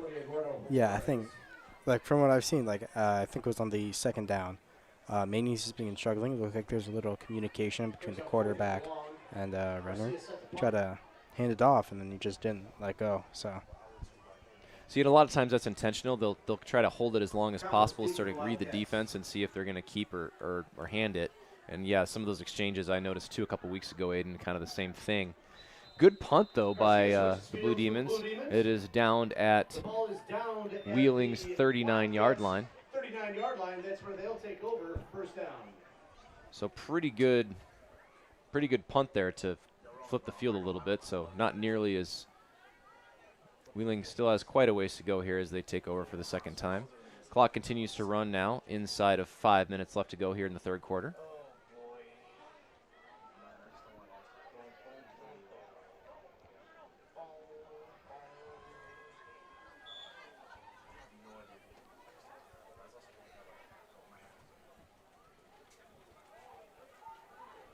First down and 10 for the Wildcats. Campos out of the gun. His back's off to his left. Takes turns and gives to, he's going to keep it. Campos around to the left. He's got the edge, and he's got the 1st down. Cuts it back inside to get more yardage. Whoa. And he's cutting it back up the middle. He's Stiff arms his way all the way inside the 30, past the 25-yard line. Big time run by the quarterback. 45-yard gain. Christian like Campos doing it all tonight. Yeah. I mean, Wheeling, I think, is just having a really good game tonight. And in turn, we're having a really bad night. Yeah, I mean, there's just, there's things called gaps on defense. Try to stay in your gap. And with the way that they've been running, there's been a lot of over pursuit, and that leads to openings and cutback lanes. And you kind of saw that there, Christian Campos. And he's shifty. Yeah, he's good. He's good in space there, able to make a lot of Blue Demon defenders miss. Yeah, I mean, he's escaped the grasp like 3 times in that run alone. So 1st down and 10 after the long run by Campos at the 25-yard line of Maine East. Shotgun formation. Saldivar, the lone back. Saldivar gets the carry. Busts up the middle. and carries his way and bulldozes his way up past inside the 20-yard line, up close to first down yardage. It'll be second down and about 3, so a good 6-7 yard gain.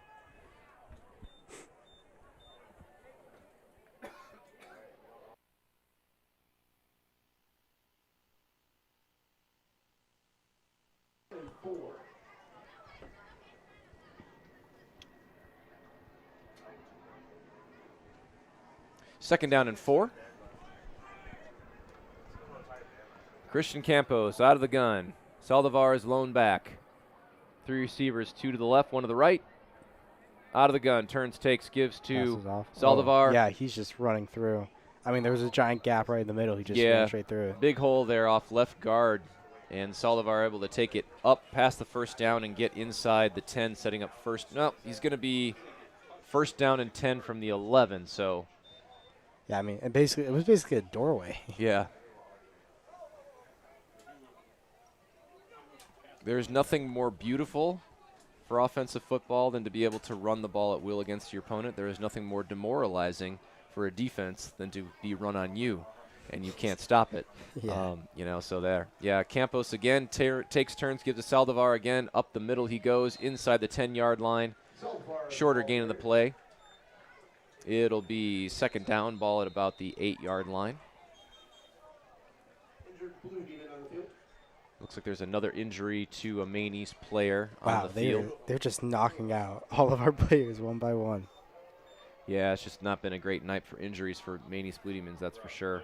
I'm glad the next game's in 3 weeks. Otherwise, they wouldn't have recovered. Well, there's a game every week. Our next home game's in 3 weeks. Oh. So, yeah, no, they hit the road after this. That looks like that is, I think it might be number 9. Yeah. Sorry. Down on the field there, so. Oh. Whoa. And he just collapsed. His leg looked like it went sideways, but maybe I saw wrong. So we hope he's okay here. So we'll let the trainers tend to him.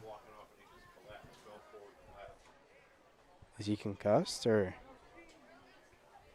So a minute 44 left. Yeah, he's not moving. He might be concussed. Wow.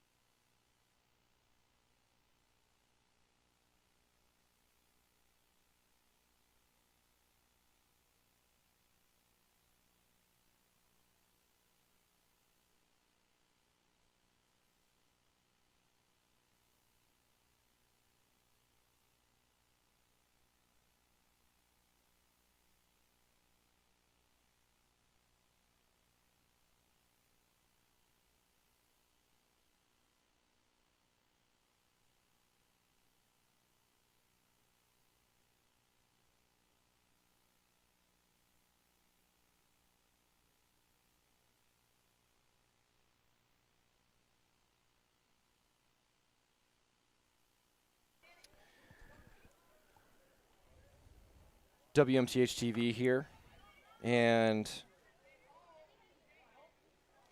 Musa Ansari is still down on the field, and we hope that he's okay as he's being tended to by trainers. While they continue to look at him, just want to remind everybody about sort of our fall slate here at Maine East High School.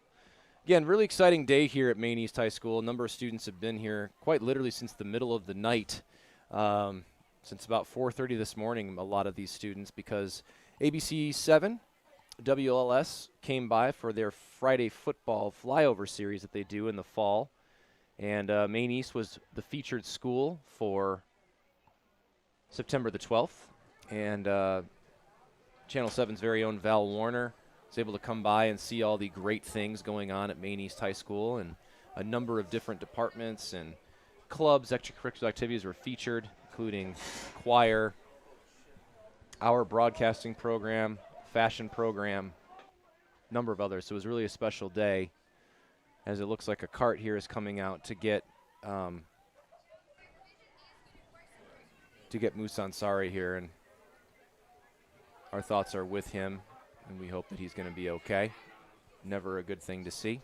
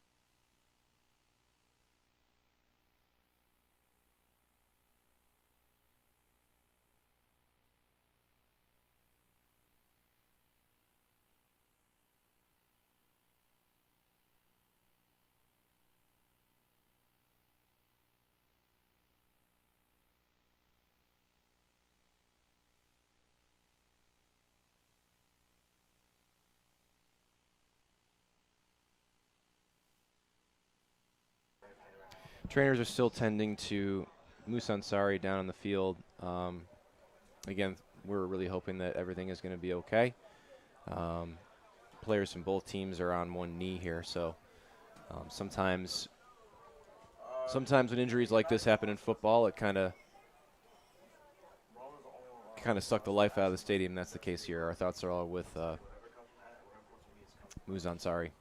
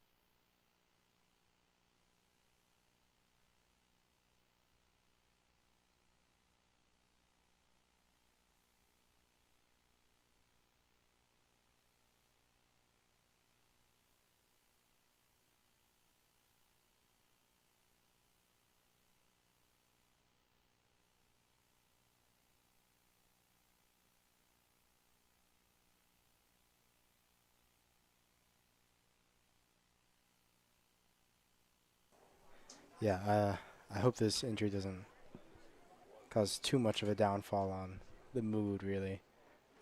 It's a really unique first experience for the play-by-play, I gotta say.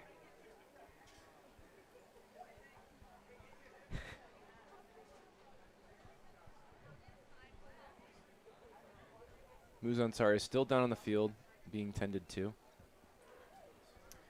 And we'll keep you all updated as to what happens next. But for right now, everybody in the stadium right now, doesn't matter what side of the field you are on, is just hoping that that young man is okay. We'll keep it here, but we're not going to try to speculate here. We don't want to do that either. So we're going to just mute our mics and kind of wait for this to be over. This is WMTH-TV. We have an injury here on the field. Looks to be serious, and we'll be back with you as soon as we can.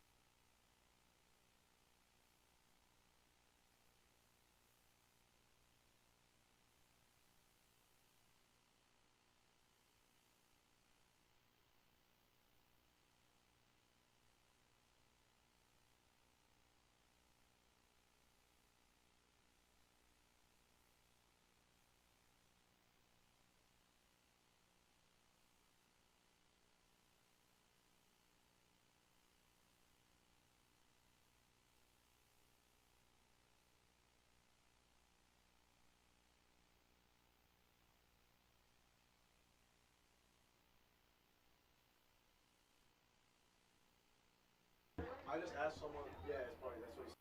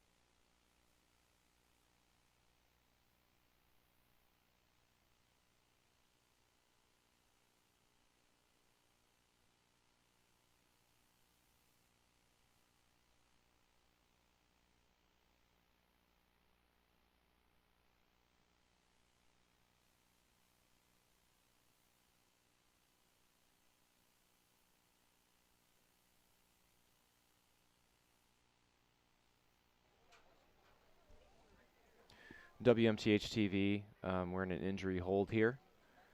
An ambulance is entering the field.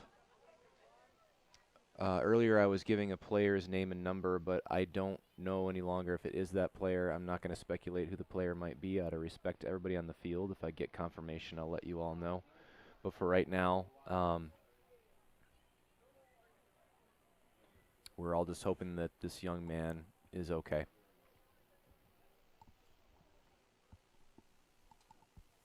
WMTH-TV.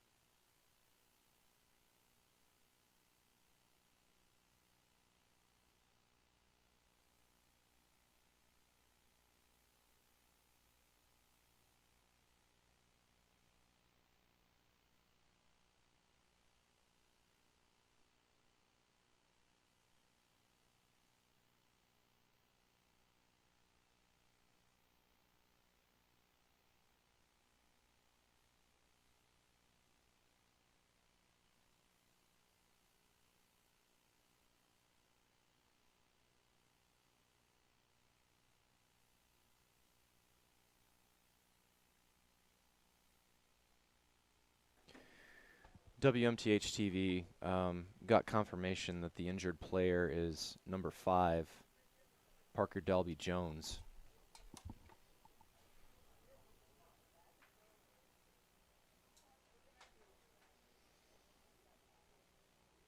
Parker is a running back and linebacker, 160-pound senior, and he's being tended to by Lutheran General Medical staff right now.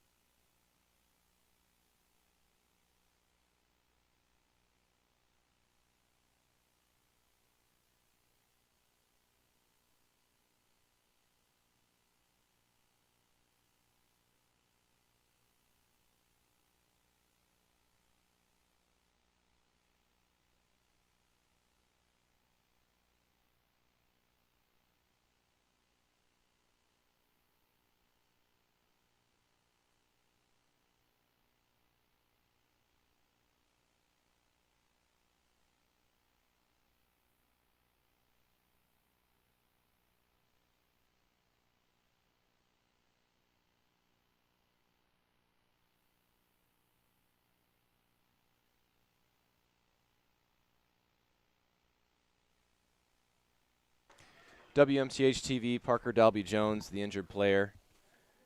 And he's being tended to by Lutheran General Medical staff. And he'll be taken off the field. Don't get the ambulance? Don't get the ambulance.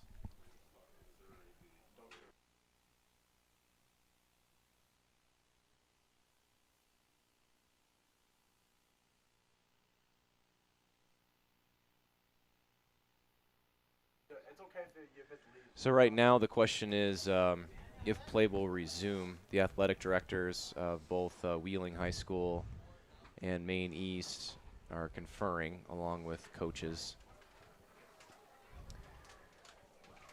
So Parker was injured with 1:44 left to go in the third quarter of play. Maine East trailing Wheeling by a score of 46-0.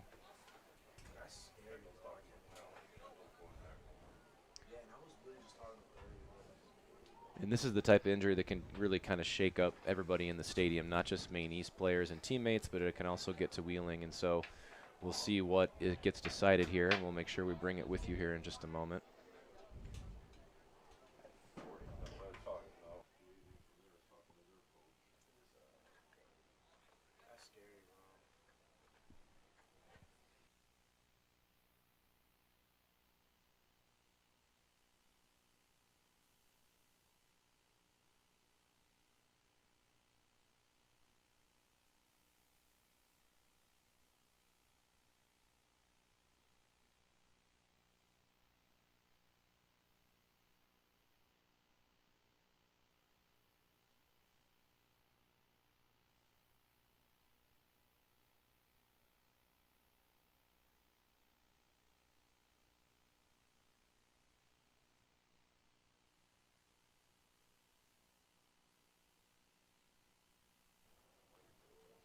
Stay at the cameras.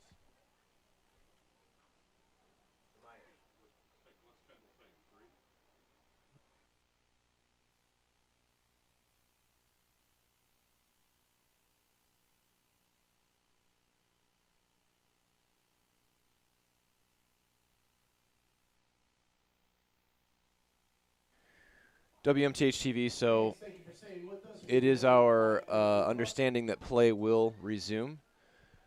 There is going to be a 5-minute warm-up so that players can get loose again, and we'll be back with you to continue play here at May Memorial Stadium.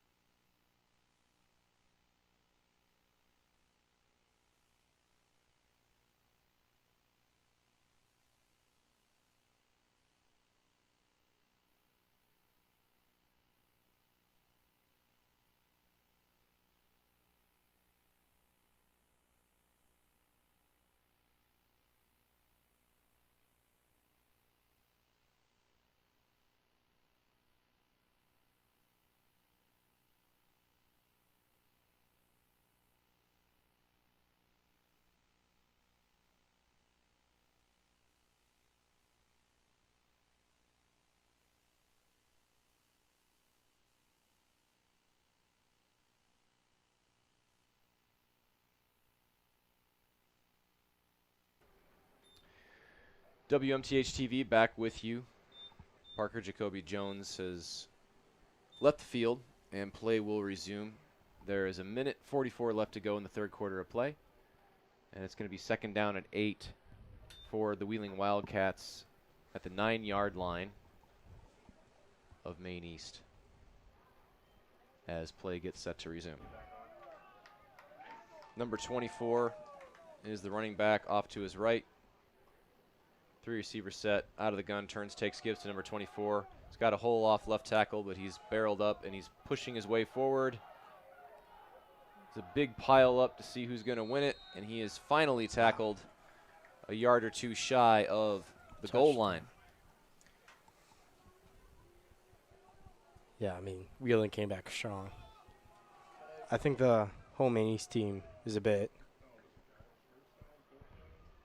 Yeah, Micaiah Goheel, I believe, is the Micaiah Goal is the name of the ball carrier, number 24. And it is not enough for a first down. It's third down and 1, but the ball is at, I believe, the 2-yard line, so they can technically get a first down without scoring. Campos again gives to the running back, and he pulls his way forward. He's at the goal line. No signal yet from the refs. Looks like he might be slightly short. Good tackle by the Maine East defense. Yeah. It was not a touchdown. Stop short of the goal line.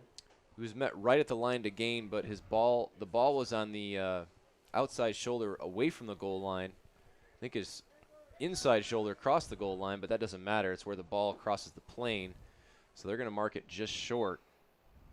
And it'll be first and goal to go here. So they did get the first down, so they're going to have 3 to 4 opportunities to punch it in here from inside the 1-yard line, less than a football length away from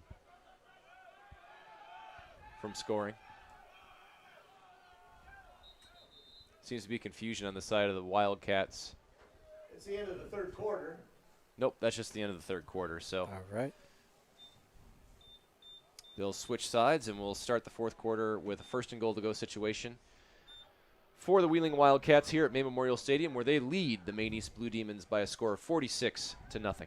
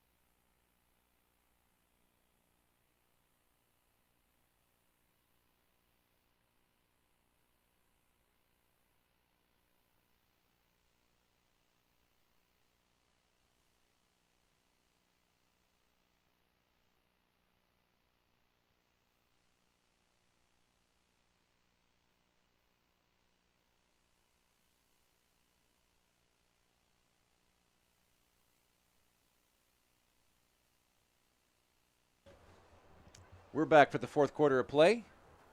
The Wheeling Wildcats have first and goal inside the 1-yard line of Maine East, looking to go up by another touchdown.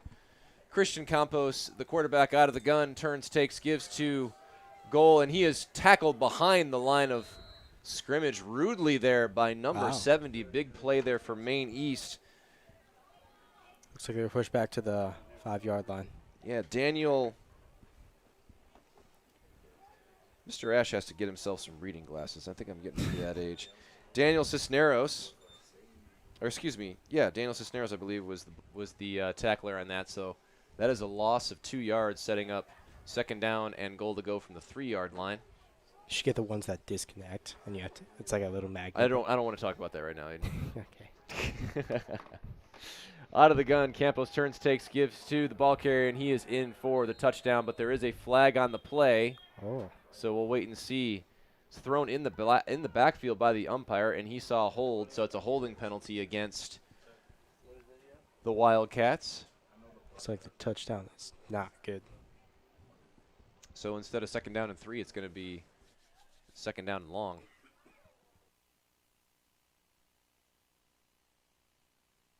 Oh, okay.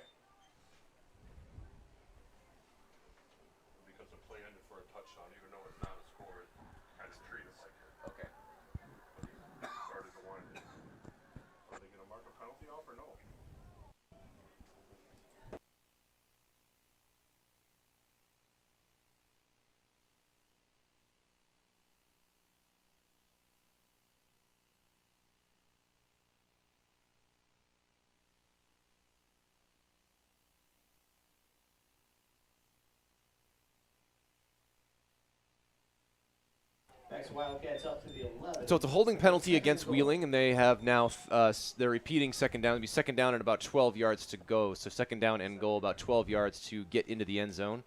Campos takes turns, gives the handoff again to his ball carrier, number 24, and he tries his best to push his way forward, but he is stopped for little to no gain right at about the 11-yard line. And that'll set up, yeah, they'll call that no gain. Going to set. Ball carrier brought down by Maybe a guy, he might have got a yard, so setting up third down and goal to go. Yeah, Wheeling might have to punt at this rate. Well, they can probably try for a field goal. It'd be kind of weird for them to punt here, but I hear what you're saying. Oh, I forgot about that. Sorry, I don't have the best memory. It's okay, Hayden. No big deal. How did I forget that? So they're about 11 yards away from the end zone is Wheeling. Out of the shotgun, Christian Campos is the quarterback. 3 receiver set. Out of the gun. High snap. That time he's able to corral it. Avoids some tacklers by Maine who got in. He's got the corner, but he's finally corralled and taken down inbounds around the, probably 6 or 7 yard line. And another late flag comes in.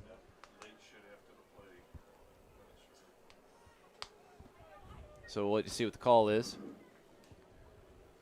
Alvarado, the ball carrier. Brought down by Lewis. Flag on the play.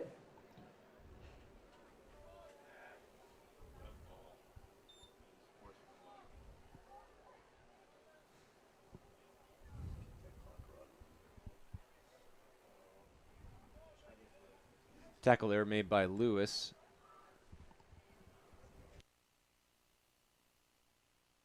Preliminary signal is unsportsmanlike conduct against Maine East, so that's going to be 4th down and 3 yards to go. So 4th down and goal from the 3 after the penalty. And Wheeling gets to try it again as the clock continues to run here. About 8 minutes left to go here in the game. Out of the gun. Looks like he's good tackle that time by Maine East. Okay. To deny Wheeling another touchdown. Garcia with the stop. Garcia stops number 24 for the Wheeling Wildcats. Micaiah Gohil. The ball will be placed at the Blue Demons' own 3 Yeah, yard line. Wheeling's That's a where they very take over. aggressive First team, down. but our defense is starting to get into it. We've been stopping a lot of their rushes. Yeah, definitely so. So some good tackling there by Maine East to stop and stall them on that particular drive. And Maine East will take over deep in their own territory. Clock continues to run.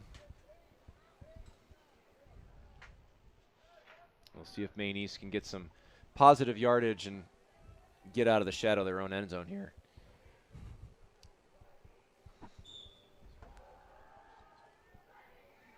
So Rafidi's lined up in the shotgun. He's got a single back set. He turns and takes and gives it to, I believe, Garcia, who barrels his way up the middle for a gain of 2 or 3.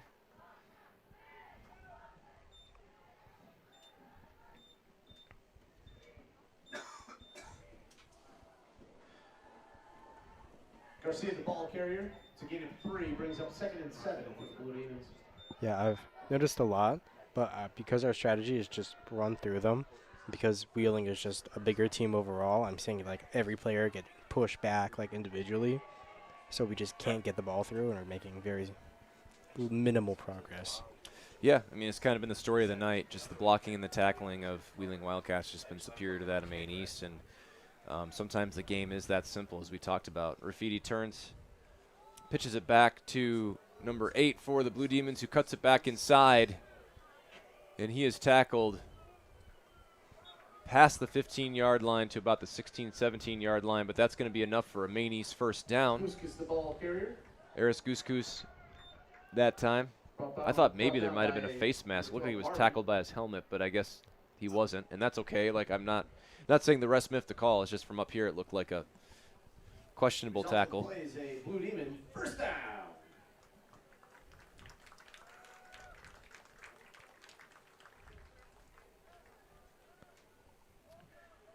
So first down and 10, fresh set of downs for Maine East. Able to move forward on that. Get a little bit of breathing room if they have to kick it back to the Wildcats at least.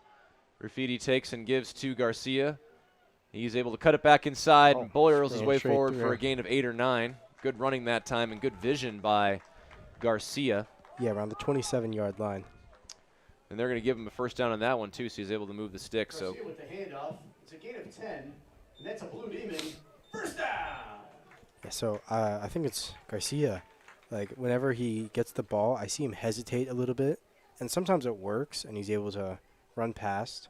But sometimes that's just when he...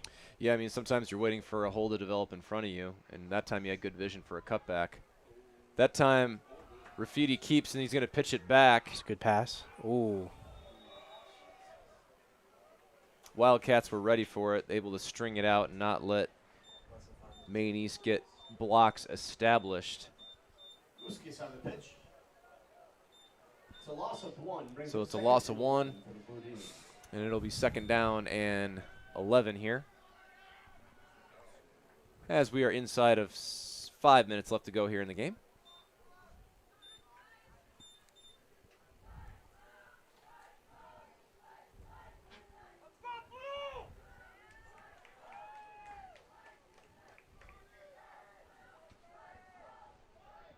Second down and 11. Graffiti out of the gun. Garcia in the backfield. This time he pitches it back to number 7 for Maine East, who gets the corner, turns. There's a flag on the play, gets a first down and more, and he's taken out. He walks out of bounds at around the 40-yard lines. But there's most likely, this is most likely coming back, most likely going to be a hold against Maine East. We'll see what the ref calls.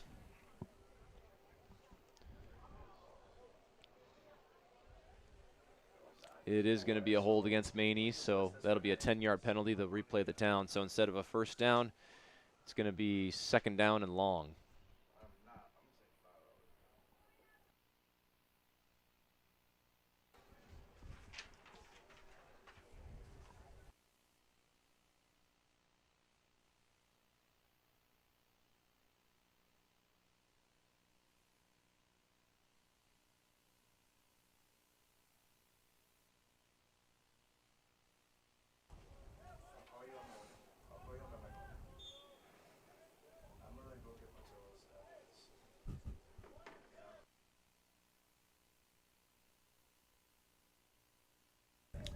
So second down and 21 yards to go. Maine East has to get up around the 36 or 37-yard line for a first down off of the holding penalty.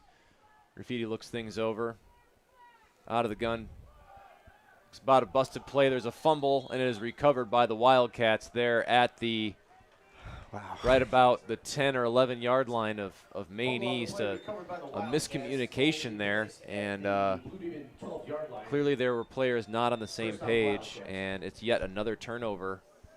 Yeah, I mean, that Maine East is coughed up, and Wheeling's going to see if they can get another score here. There might be time. There's about 2 minutes and 15 seconds left to go in the game as the clock continues to run. Yeah, I mean, Wheeling's just at our end line, so it's not looking good. I'm going to be honest. You think now it's not looking good, Aiden? Well, it hasn't been looking good, but like it's but now there's a fumble. No, I know what you're saying, my friend. Shout out to Aiden Murnane, first time doing play-by-play tonight. He's doing okay. Yeah. Appreciate him trying this out. He knows the game a little bit. It's been fun having him here on the broadcast. So first down and 10 with 1:44 left to go. Christian Campos still the quarterback for the Wildcats. He's in the gun. And out of the gun he turns and takes and gives. Ooh. And yeah, again, going to be stuffed there with a loss, maybe no gain. We'll see where they spot it. And there is another injury on the field here. I think he'll get up. For the Blue Demons.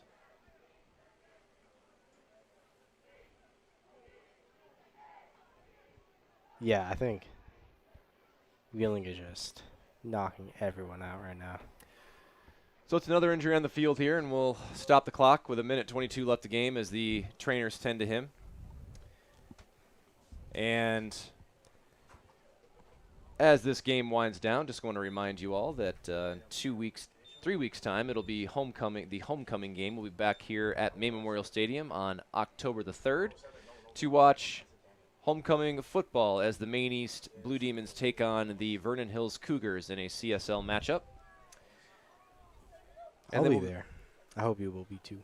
I'll be there. And then our home finale game will take place on Friday, October the 24th. That'll be senior night, not only for the football team, but also for the Demon Squad, the Maine East Blue Demon Regiment. That'll be a very exciting night as well, very important night for not only athletes, but also the musicians, Pom Squad, all sorts of different people that make up sort of outdoor fall sports here at Maine East High School. They'll be honored again on Friday, October the 24th.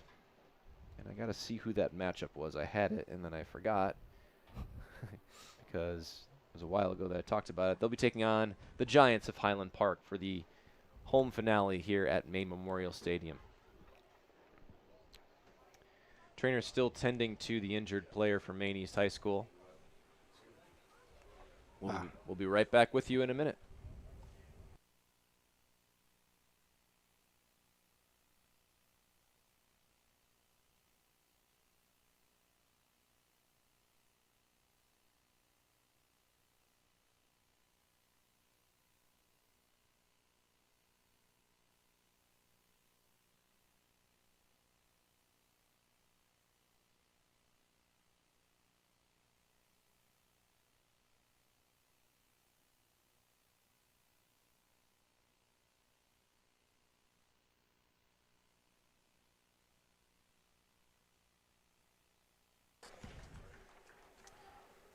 Cramping because he played the preliminary game as well. He just got pulled up this week. So number 34 is the injured player. He's back up on his feet. Looks like it might be some cramping. And talking to some of the staff up here, they inform me that he's one of a number of players that have been called up from the JV squad. So he's been playing football since about 5 this evening. So he's probably a little tired and his muscles are probably a little sore. So hopefully it's just some cramping and he's going to be just fine. So second down and 9 yards to go here. Minute 22 seconds left to go in the game. Yeah. Lewis is injured and will not be playing anymore, I guess. Yeah, unless he gets stretched out a little bit. I doubt he'll be back in the game. Well, we only And have at this about a point, it minute looks like left, Wheeling so. is going to take a knee, and that's what they're going to do. So that's going to do it here. So Christian Campos takes a knee. Wheeling agrees to just kind of take the knee and let the clock run out here. So it's been a very strange game that began with the lights in the stadium going out, and which was kind of festive to start. Maine East got behind.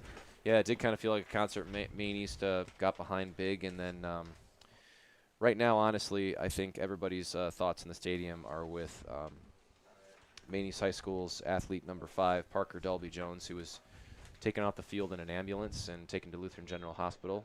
Our thoughts are with him and his family, and we hope that he is safe and okay. And that's going to do it here. The final here at Maine Memorial Stadium is going to be 46 for the Wheeling Wildcats, 0 for Maine East Blue Demons. As we say goodbye, we'd like to thank our incredible student-run crew at WMTH-TV. They've been here working late. They do it all, make this broadcast happen. Special thanks to our athletic director, Mr. Kendall Griffin, for his enthusiastic support. Thanks to both Maine East and Wheeling football teams. Tonight's broadcast is produced by Senior Miguel De Loyola. And our camera operators are Roman Aguiv, Daniel Lucero, and Semen Thomas. That'll do it here from Maine East High School. The final score, the Wheeling Wildcats 46, Maine East Blue Demons nothing. He is Aiden Murnane. I am Mr. Philip Ash. Thank you for watching. We will see you next time on WMTH-TV.